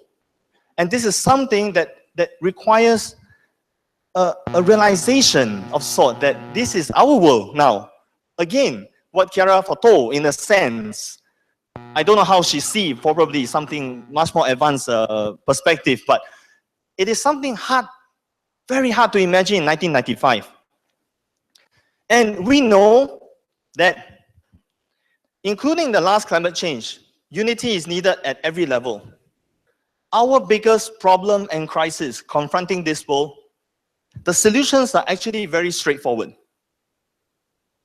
If people are willing to talk without prejudice, and people are willing to find a solution can be found.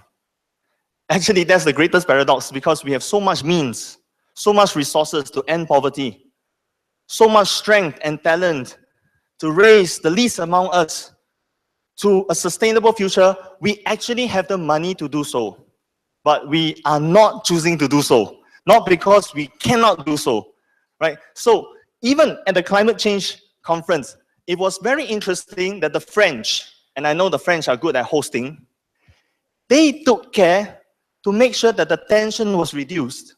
You must know that the climate deal was defeated. There was another conference before, but it was lost. But there was so much care in order to bring people together, to reduce tension, so that they could arrive at a reasonable conclusion. Again, a practical application of unity. And even more, for the first time in history, it will cost you more money if you try to break unity. By a lot of estimates, including warnings from the IMF and the World Bank, if the United Kingdom were to leave the EU, it would cost them almost $100 billion and lose 1 million jobs. It is interesting. We came from a point where nations literally said to each other, we don't need you. We can do everything ourselves, to the point whereby, wait. If you say, I don't need you, something is going to happen. The co-interest the interconnectedness is actually a very, very real reality in our times. Even we can say the unfortunate rise of extreme evil in our time, very ridiculous and nonsensical kind of evil, to go back to the ancient times, is a reaction. It's a reaction to the goodness that is rising, to the desire of peoples to dialogue. For the first time in human history, and I remember this personally because when Pope John Paul II held the first Assisi Day of Prayer, the Cardinal was sharing with us, the youth, that at one point, when the religious leaders were going to walk up to the place of prayer, the Pope said, I will walk with them.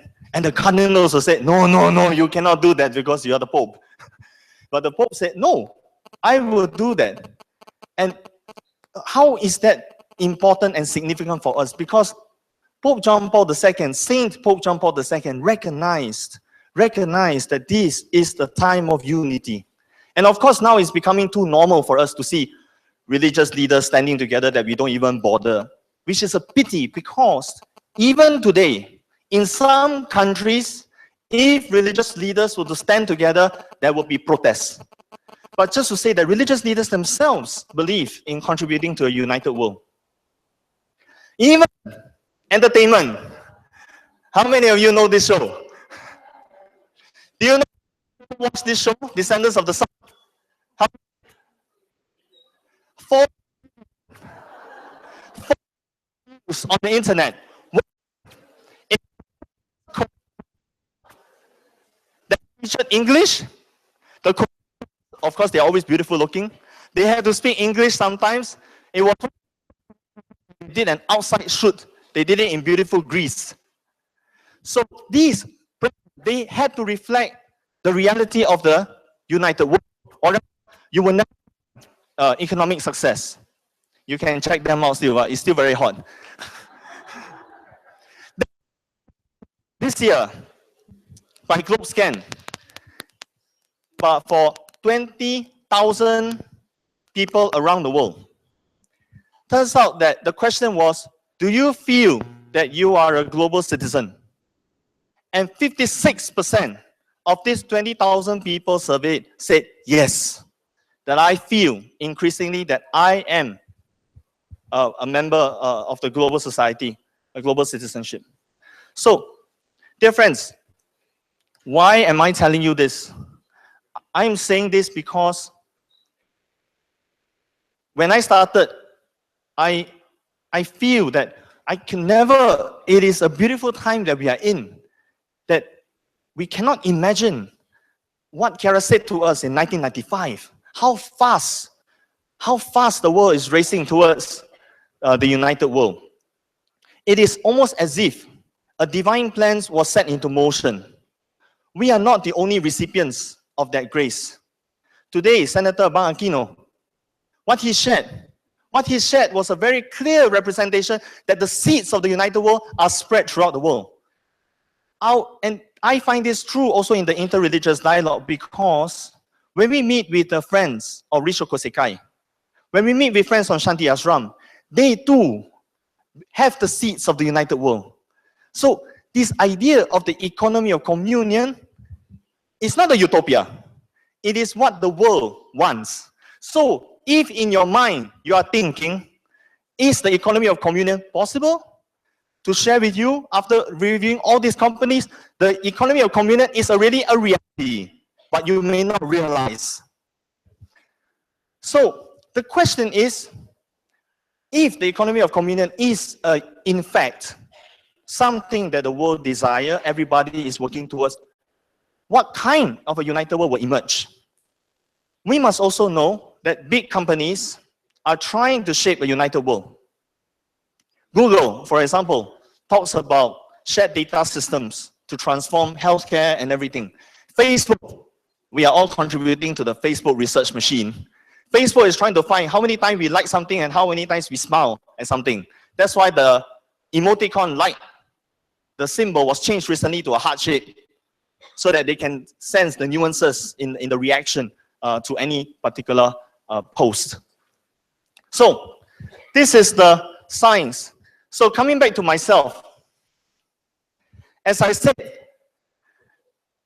in 1995, I wasn't thinking, I could not foresee this possibility of what I'm doing.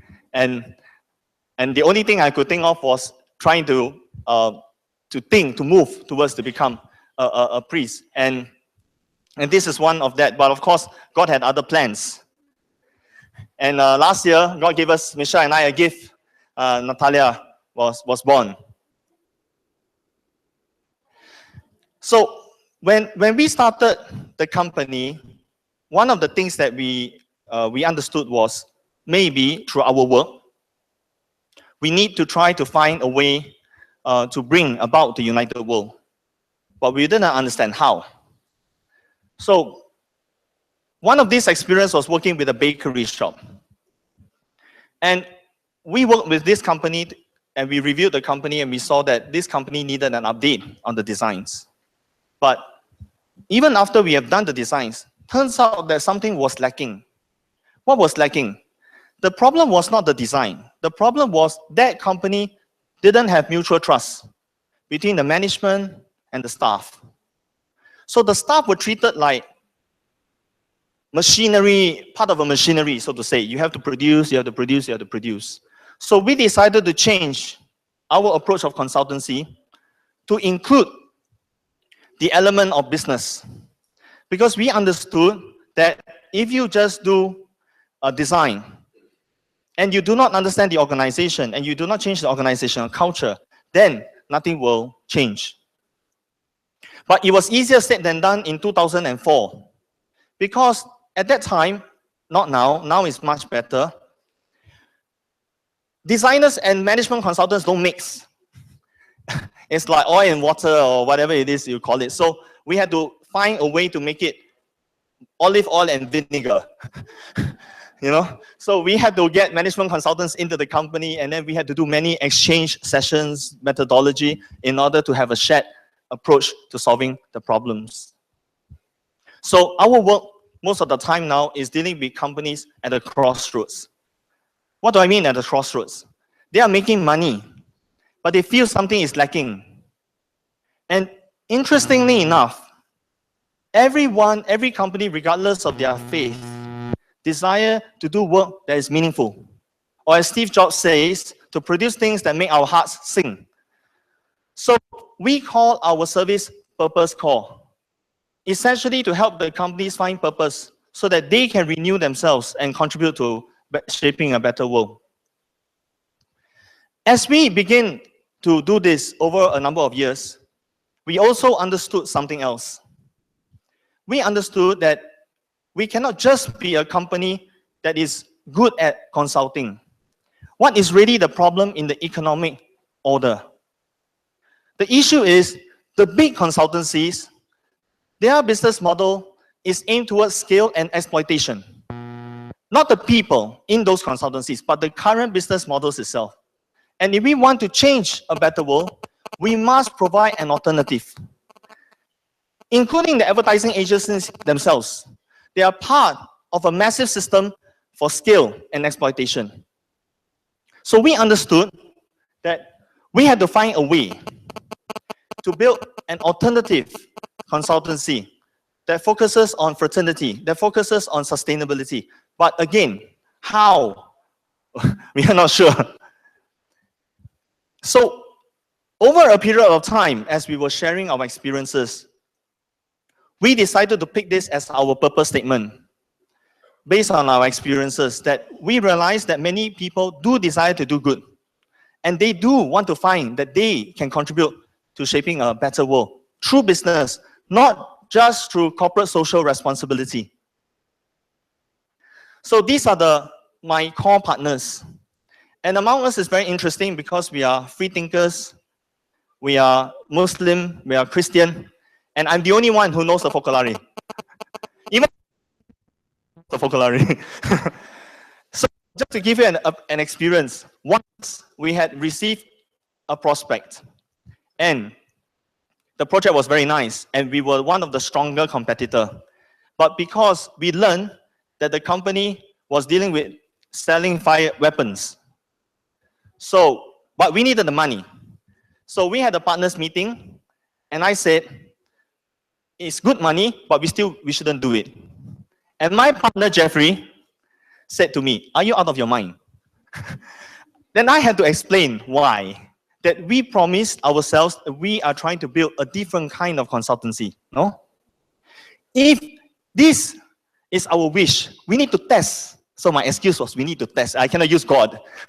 We need to test whether that strategy can work.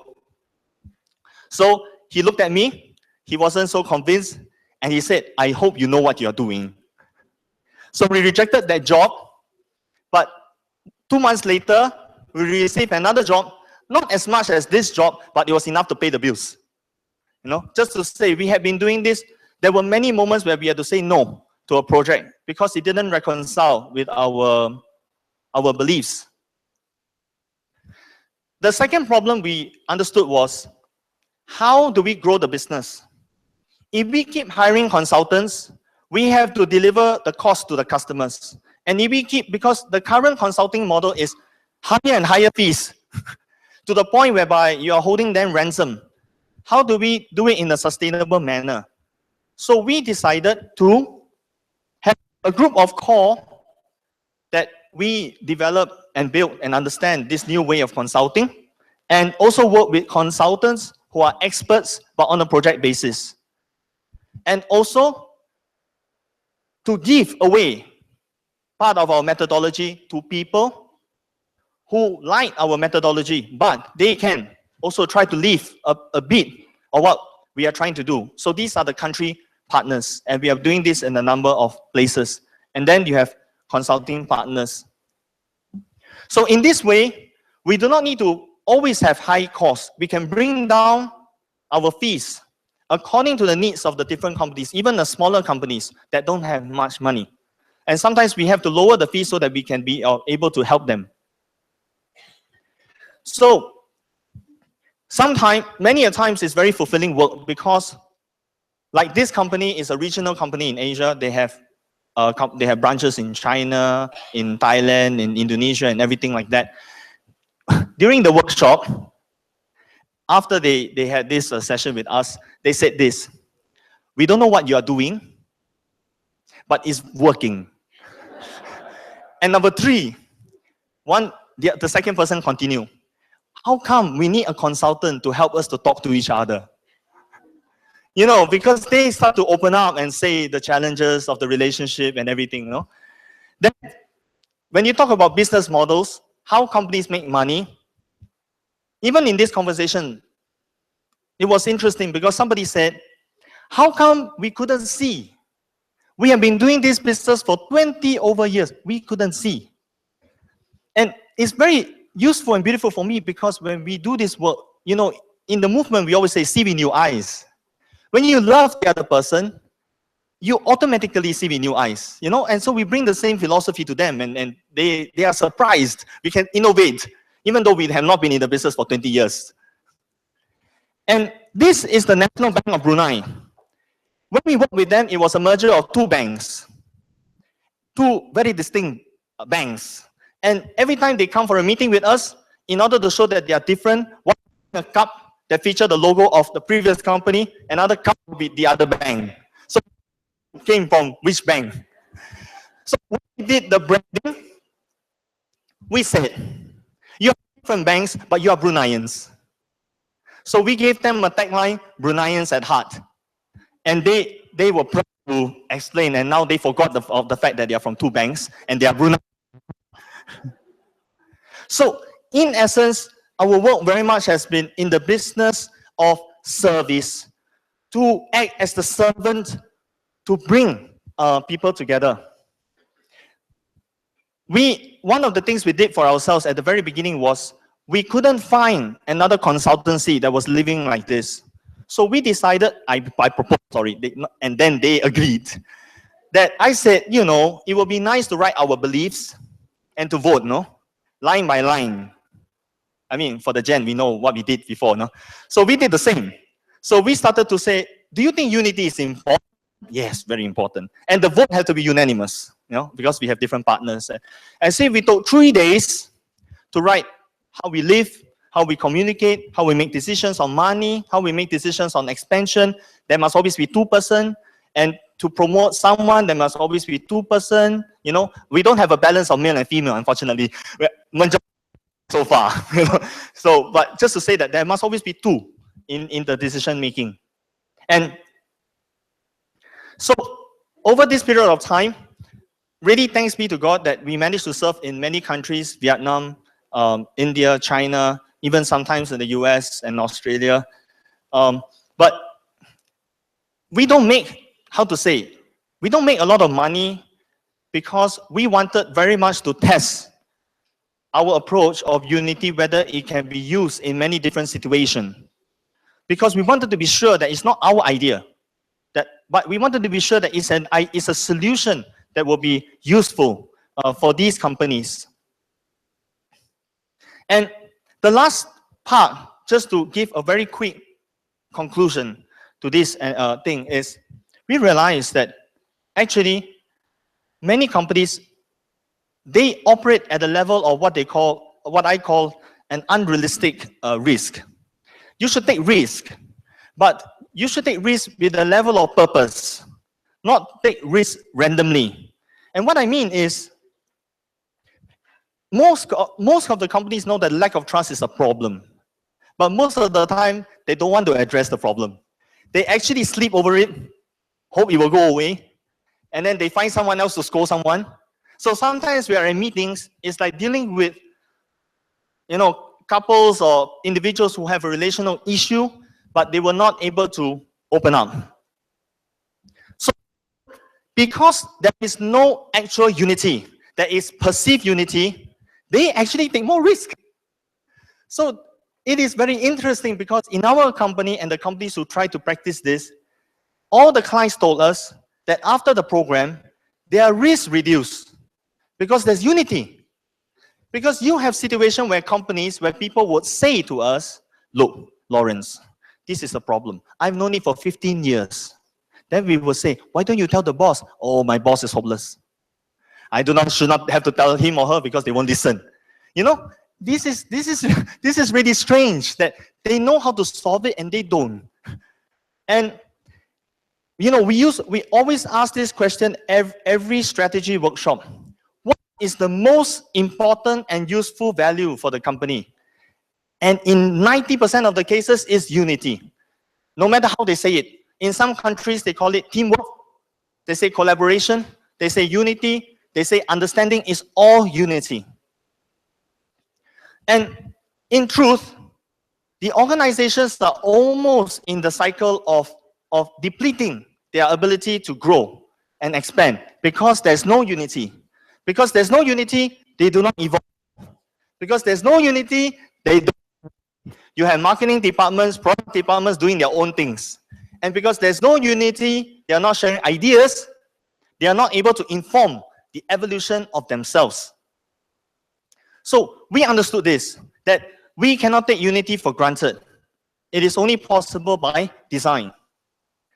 And just to share with you this very, very insight that we learned from studying hundreds of companies throughout Asia, innovation, sustainable and society type of innovation, like the sharing of their bakery, they are because when people have purpose, when they care for people and they care for society, their innovation will definitely be transformative. If you don't care for anyone, you can try, you can spend millions of dollars. We have reviewed R&D budgets with millions of dollars. You cannot change. You cannot bring about something that is dramatic. So this is a bit, and the text is very small, so I'll make it very easy. We found this dimension of a company. If a company has unity, there are 9 very brief aspects. There is an inspired product because they want to serve. There is a purpose. Purpose means, for example, we can say that Songsinda is not just selling bakery. You are not even selling. You are a family. Your purpose is the family and the family of the city that you are in. And there is a founder. And the next thing that's very important is all companies that have transformative unity generate leaders. They have leaders who, in turn, regenerate followers. And they have a certain way of doing things. They are very clear about what they need to do. They are not confused. And therefore, they can deliver on the promise. And because they are inspired, they are always learning. They are not taking anything for granted. They are not assuming they know everything. They are always humble, and they are always saying, I want to learn. And therefore, they have practice, and therefore, innovation. So we found that if you study a business on the basis of just profit, on the basis of just products, it's not complete. But if you understand the business from the spiritual dimension, from the relational dimension, suddenly everything makes a lot of sense. And you know, this is something that's very interesting. You know, Chiara said about the idea of Sophia, which is all the different discipline.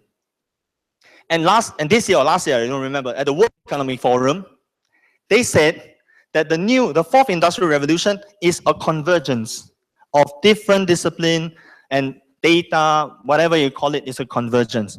And I looked at it and I went like, yeah, but Chiara already foretold this. If you practice the economy of communion, you are, because if you are an EOC company, you have to respect someone from marketing, you have to respect someone who is a baker, you have to respect someone who is an engineer. You have to see together in whatever you do, you have to respect the discipline of the other person. So, just practical examples of what it means when we bring this to them. This company is a family-owned enterprise with many business. When we started with them and we did the review, turns out that the different businesses do not know what the other business is doing. And sometimes they never even met each other. So it's a fast-growing business. So one of the things we did was to bring them together through different workshops in order to help them to build understanding and trust. And in order to help them to remember that they must always be one. And if there is a broken chain, they will not be able to innovate. We redesigned their logo. Their name is Cyclec.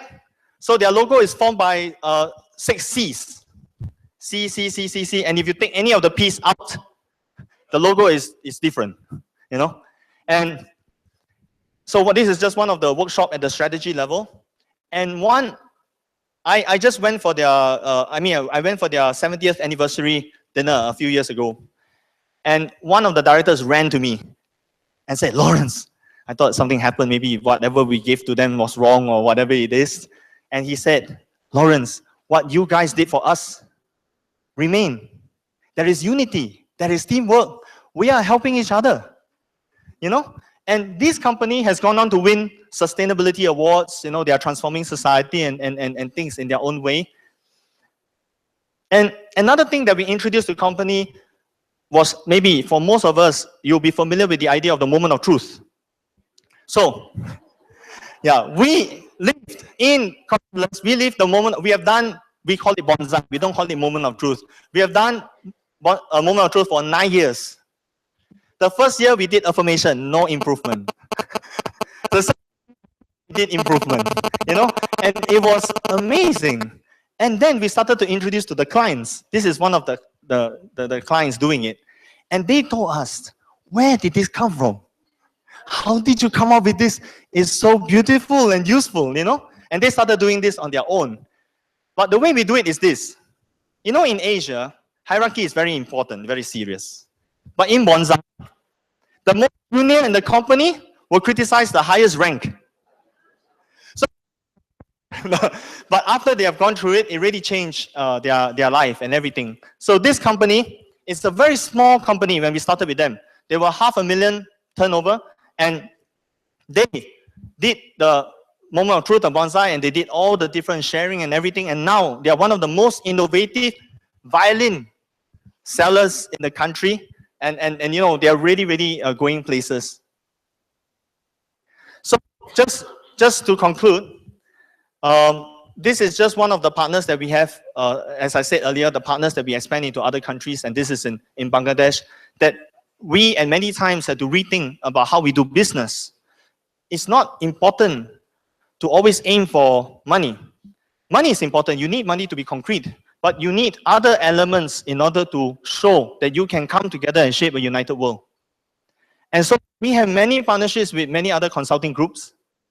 And in recent years, we started to spread this way of doing things through what we call Shape the World conferences. This was done this year in Thailand, where we shared with businesses that it's more than just making money, but you can make a difference while doing business. And lastly, in 2013, in Ho Chi Minh City, Vietnam, we launched this thing called World Company Day, which is we invited companies who wanted to build a culture of unity. The second thing, if they choose to see their suppliers differently, to build a better relationship with them. And number three, if they commit to building sustainable and meaningful products, they can sign up. And 200 companies from different parts of the world sign up for World Company Day. It's on the Feast of the Assumption, August 15, every year. There is a day for union and everything, but there's no World Day for companies. And this is one company that signed up. This is the Hong Kong Broadband. And they were sharing with us the reason why they signed up was they have a special employee ownership program where they literally allow a key group of staff to control the company so that they don't always make money for shareholders and things like that. So thank you again. I hope this little gift, just to express our love and joy to be here with all of you. And as I said, the economy of communion is already a reality. Now it's time for facts, not words. Thank you.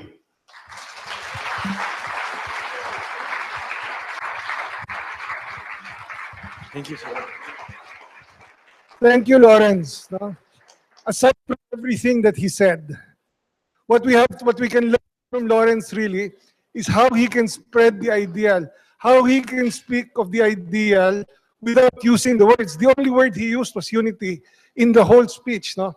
Can you imagine from now on, it's no longer purgatorio, it's already improvement that we will use. No? Bonsai is, but he calls purgatorio improvement. No?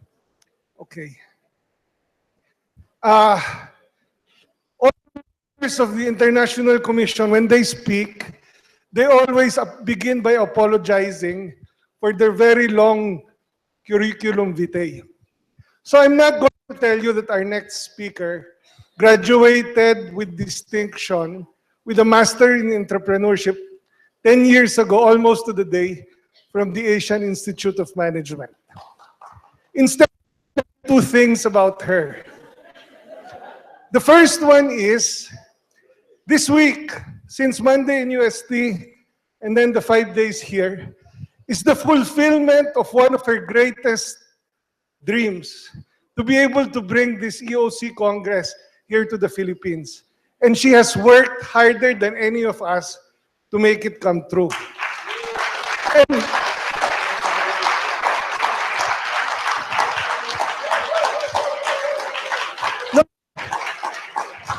And when I say that she has worked harder than any of us, what I mean is she has loved all of us more than anything else. Individually and collectively, she has done so much, from picking up people in the airport at 12 midnight to convincing Regina to speak about the botanical point of view. No? Okay, so that's the first.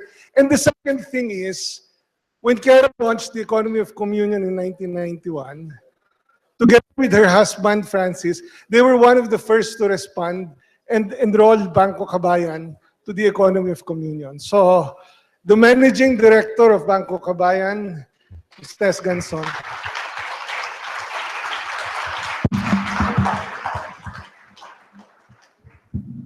Albert didn't see that in unity with us. His introduction. Anyway, many of you have heard of our experience, no? So today I just want to try and focus on the choice of markets, on how important it is for an EOC company to integrate, no? To integrate seriously in the way in our business plans, in our vision, mission, key result areas, and performance indicators, for all of it to be consistent with our well, as Lawrence was saying, no, his is unity, and there are those of us who are social development in nature, and ours is to address poverty. But we have to be very conscious about how we integrate this into our business plan. Just for a short run, this is a picture of how we were 58 years ago. Bangko Kabayan is a 58-year-old financial institution that was named Ibaan Rural Bank. No? It's after the municipality. It's a very small municipality. And for 40 years, it remained a small one-unit affair, going through the different cycles of an enterprise life. Startup, challenges, success, failures, even to the point of being nearly closed by the central bank in 1977. This is when Francis and I got involved, when it was nearly being closed. It took us almost 10 years to turn it around to make it stable. By then, my father, who owned the bank, wanted to sell it. But because we had formed so many relationships with the people we work with our clients, and the employees who would feel uncertain if we left the bank, we thought of offering it instead to one of the partners and to continue to work for him. Because obviously we didn't have the money that my father needed, which is why he was selling the bank.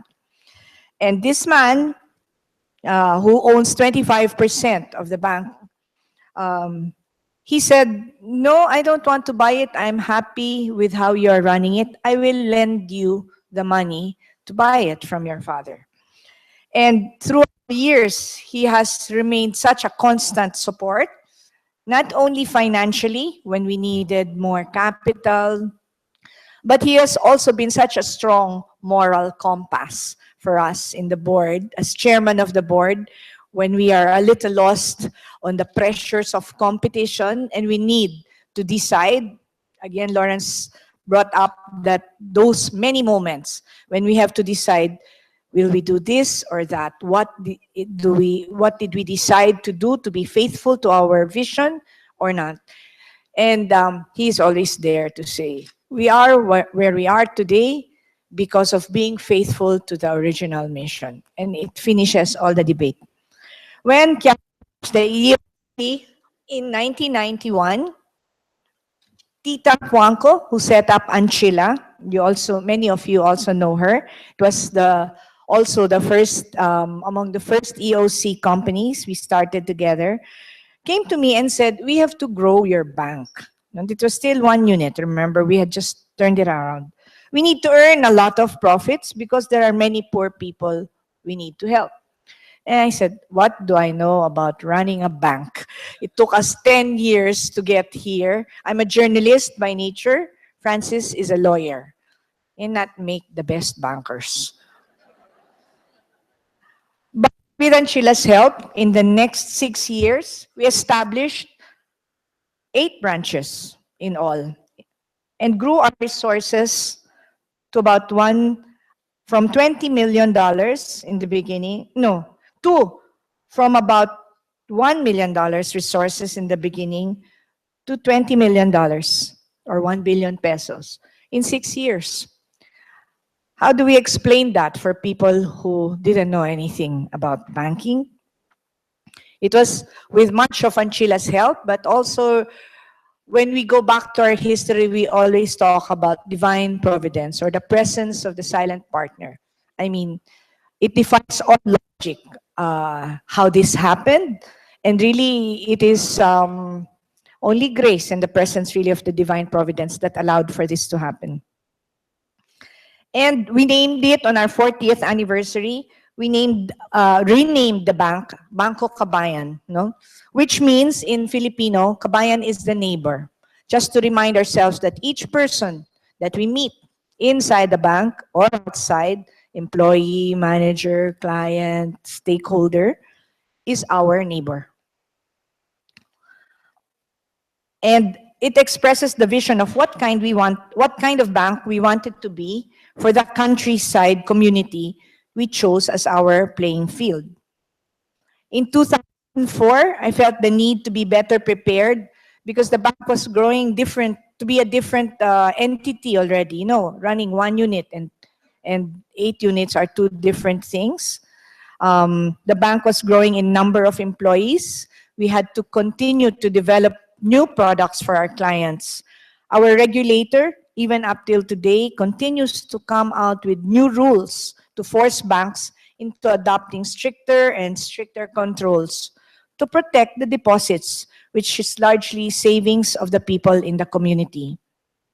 So at the age of 50, I went to take a master's degree in social development, which taught me how to be more organized about running the bank, both as a social development organization and a rural financial institution. As one of my professors said, I had finally found the way to work my faith and business life together coherently. So we tried to clarify vision and mission statements. This is our logo and what we use, the bamboo, as a sign of life, of resiliency, of reaching. I don't know if you can see that yellow, radiant. It stands for divine providence. It's the sun in our life. No? So we clarified vision, mission statements, as well as objectives. We also defined the key result areas, no? And performance indicators, learning that we need to take the effort, not always easy, to place our dreams and motivations down as objectives and KPIs, and strive to find some sort of indicator, even if it's the most difficult thing to find indicators for value-driven organizations.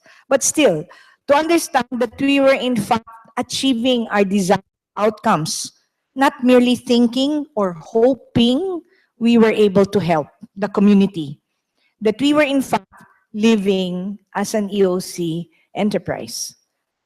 3 years ago, again, by providence, we ran into a group of French, an NGO, I can't pronounce it properly, but Enfant de Mekong entrepreneurs, who specialize in helping social development organizations to come up with an assessment tool, and something that I shared with them. It's in the B2B website, I think, somewhere there. And we came up with 66 criteria according to the guidelines and aspects of what the EOC company wants to be. It's based on the guidelines. It's based on John Mandel's 3 levels of communion, of Anouk's distinctive practices, and the identity check. And based on this, came up with 66 criteria to check if we were being consistent or not, drifting away or getting carried away by the pressures of competition, or leaving our social mission behind. So we were not the ones who assessed ourselves. It was this consultant, not of the focal line, didn't know anything of EOC except what was the literature there. And she observed, partially observed, not yet observed or not yet validated, properly validated, or best practice. And we keep this so that every now and then we review, okay, what we not done, we should address this part of our life as an EOC enterprise. Now, what it? There was a time, so going to school, we would define who is your market. And I remember I answered everyone, and the professor took a look at me. And said, he said, in the countryside of the Philippines. And he looked at me, really? With 8 branches? And I said, okay, still not enough. Till finally we narrowed it down to the Philippines, to Region 4, which is already the biggest, as it's composed of 11 provinces, and stated that we would specialize in servicing the financial needs of micro, small, and medium enterprises, MSMEs. We heard about that this morning from Senator Aquino.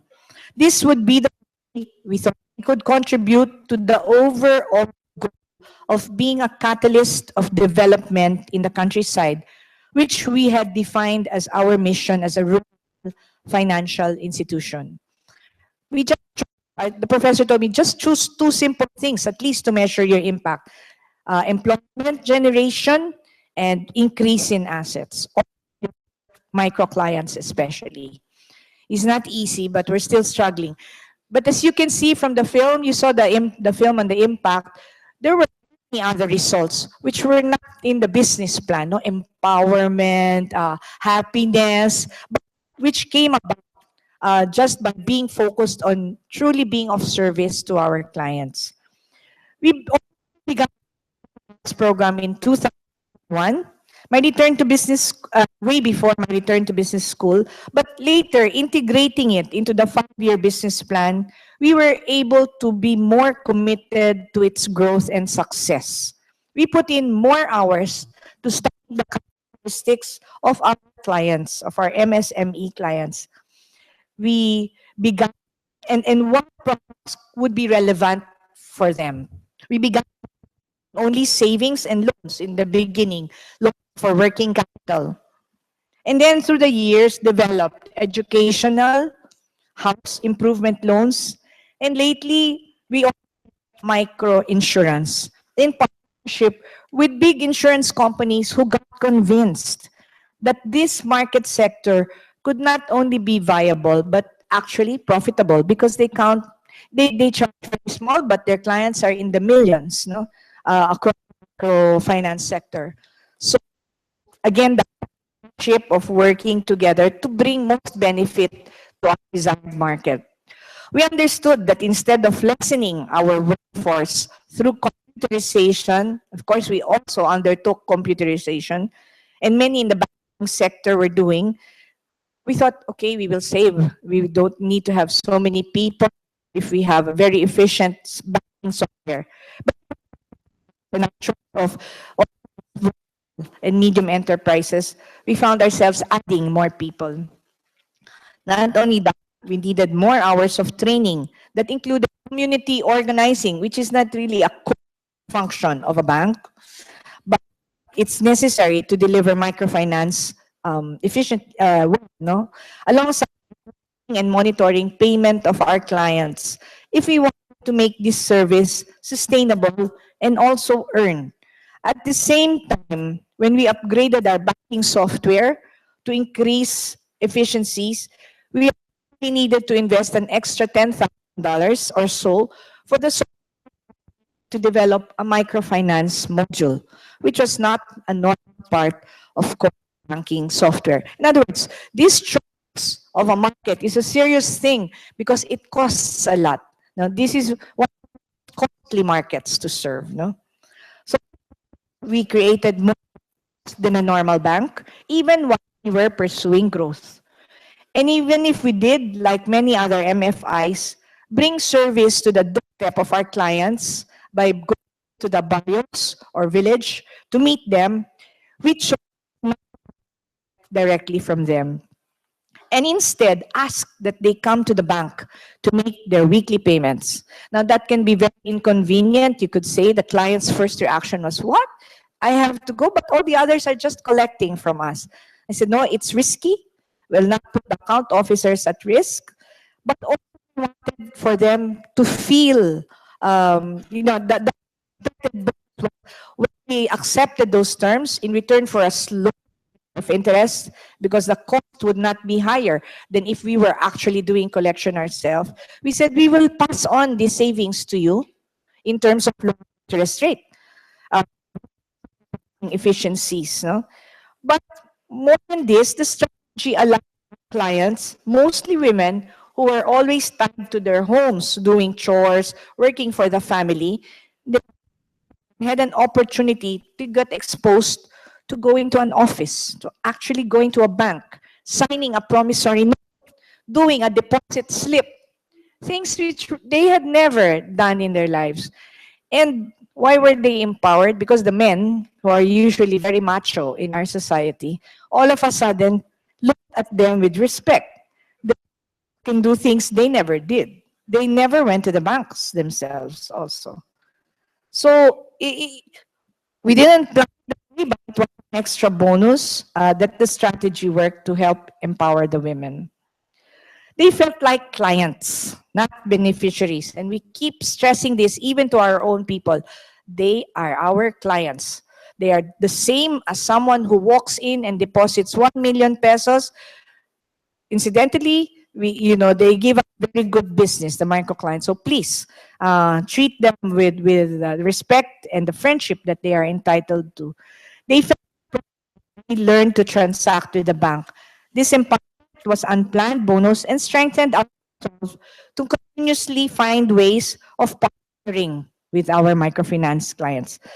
Soon, we also began a strategy. This is what the senator was saying. There are many MFIs. Then there are the big banks that are catering to the big, and even the medium enterprises have their choice of banks. But the small, because they are neither very small, but neither are they prepared with assets.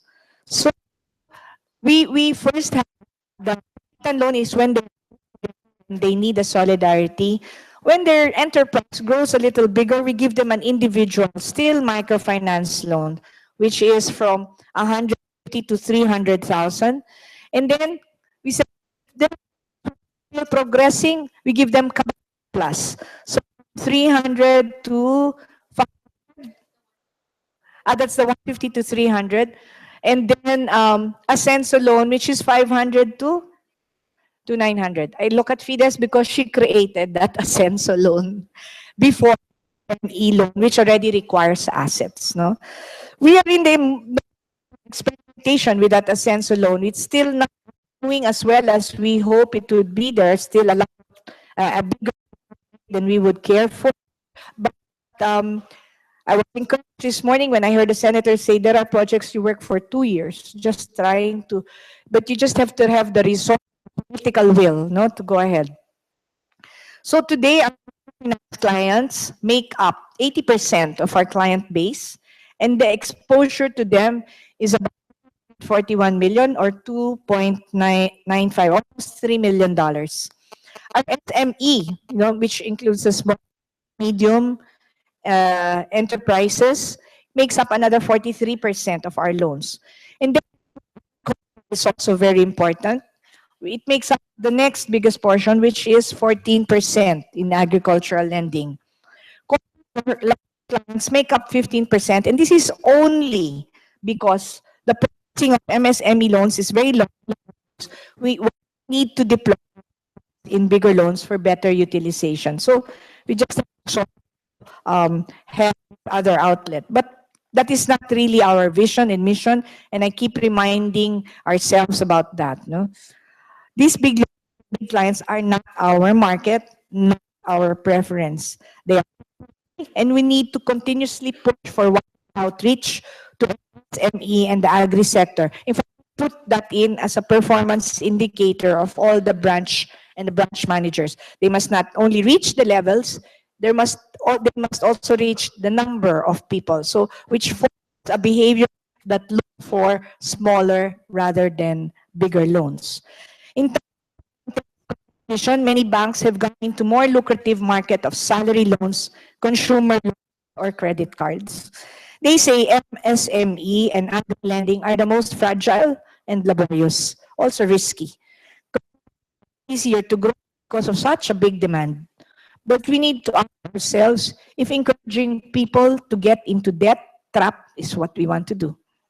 Obviously not. In fact, we teach financial literacy to our ME clients and advise them judiciously on how to be responsible borrowers.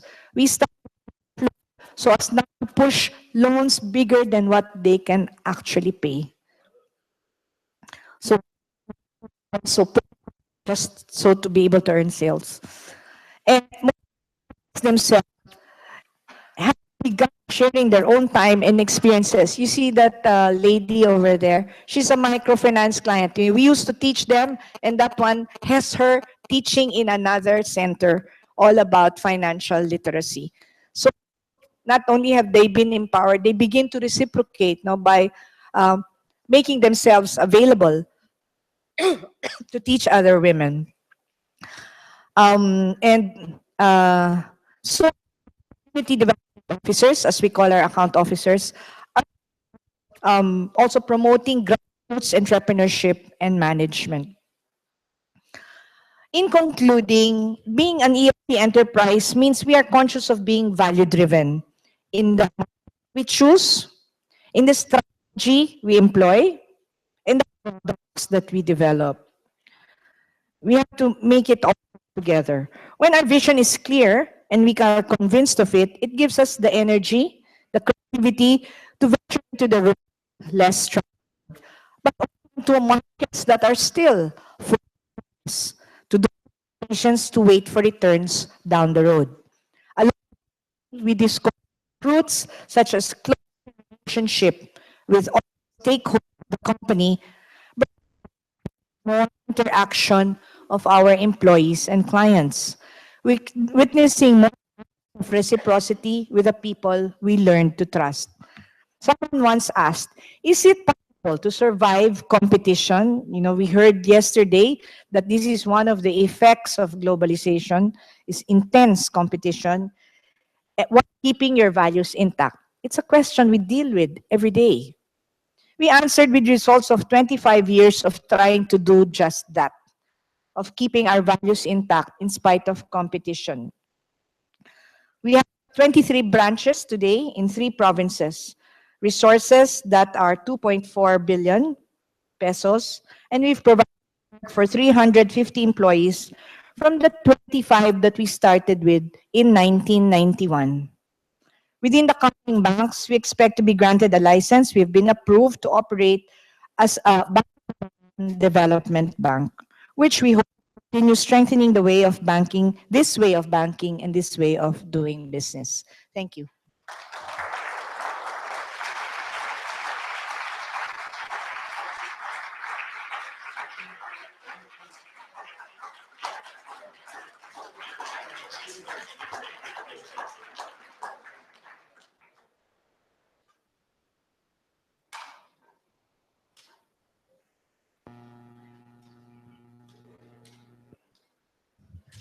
Okay, we've come to the point where we're going to get organized for our field trip, right?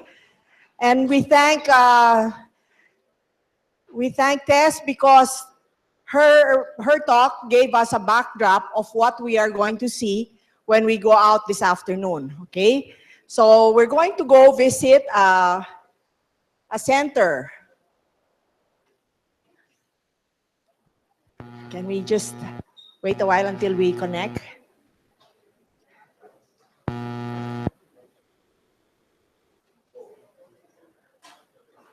Okay. Sel, we're good? Can we connect now? Yes. Can we connect now our upstairs? The projector, please.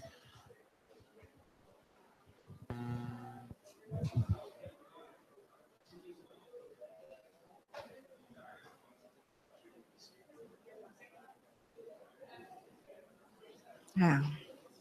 2 seconds. 30 seconds. There. I can see you. There you go. Come.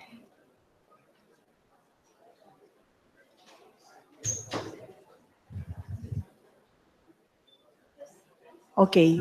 For the first page first. Okay. Today, to visit Microfinance Center of Bangko, Kabayan. This will be a Kapitan center, okay? So this is the smallest lending unit of the bank, which is giving credit to a group of women who are jointly liable to repay the loan that each member takes.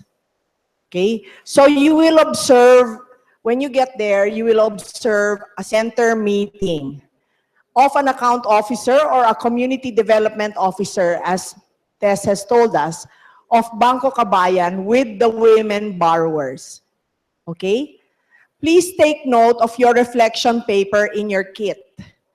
Your reflection paper has some questions which will guide you through this visit. Okay, and then with regards to logistics now, we encourage you to group yourselves into groups of 9 to 13. Okay? We will give you the setup first, but we encourage you to group yourselves according to nationality and to be sure to have a translator in your group if you need a translation. Okay?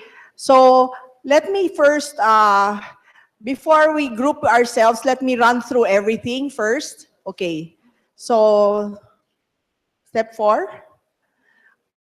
We would like you to be identified by a group number so that we know where each group is supposed to go. And there is someone who will be responsible for particular groups. But if you do not have one assigned, select someone from your group who will be responsible for your group. Now, the responsible person shall count on you. We shall recount on that responsible person to keep everybody together and complete the visit and to safely return here between 5:15 to 5:30. Okay?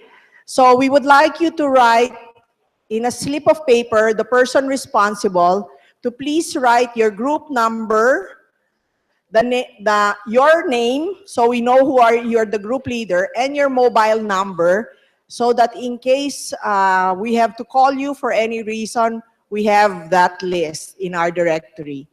We also ask you to please take note of these mobile numbers here. This is the mobile number of Jane and Kit. Can you see it? It's 0917-830-4623. That's the one of Jane. Again, 0917-830-4623. This is the number of Jane. And the number of Kit is 0917-541-4147. If you have any problems or emergencies, these are the numbers that you will call. All right? Now, when you go out as a group, you will have to pick up your lunch on the way out. Now, please have your meal stub ready so that we will exchange your meal stub for your lunch and go very fast. So once you get your meal stub, we ask you to proceed immediately to the van, and then you ride now, and we wish you a pleasant trip as you go. But first, yes.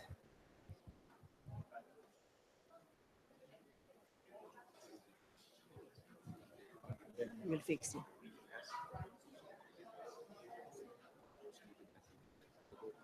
Yes, yes. Okay. Yes. Okay. Okay. Let me set out now the groupings, please, so that we are very clear how we go. Can I have the groups? Asel, can I have the group? Okay. These are the groupings that we will have. Now, please take note of the number of EOCers, this column here. Okay? Can you see? Can you make it bigger for us, please? Bigger? Okay. You will have here the locations that we're going to, the passenger capacity, the center where they're going to, the number of EOC participants who can ride, because there is going to be a coordinator already assigned in that van, so that's -1, and there's a contact person, is a second one. So that's why we will only ask you to pay attention to this number of EOC cars. Where is it? Uh-huh.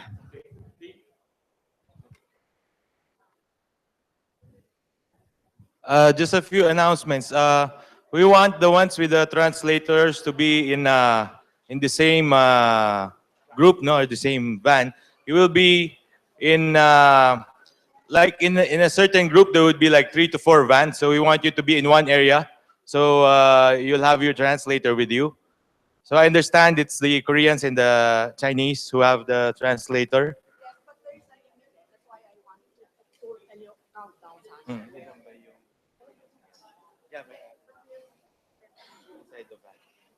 So we need, can we request therefore the Koreans to have one group of 12? Can you form one group of 12 with translators?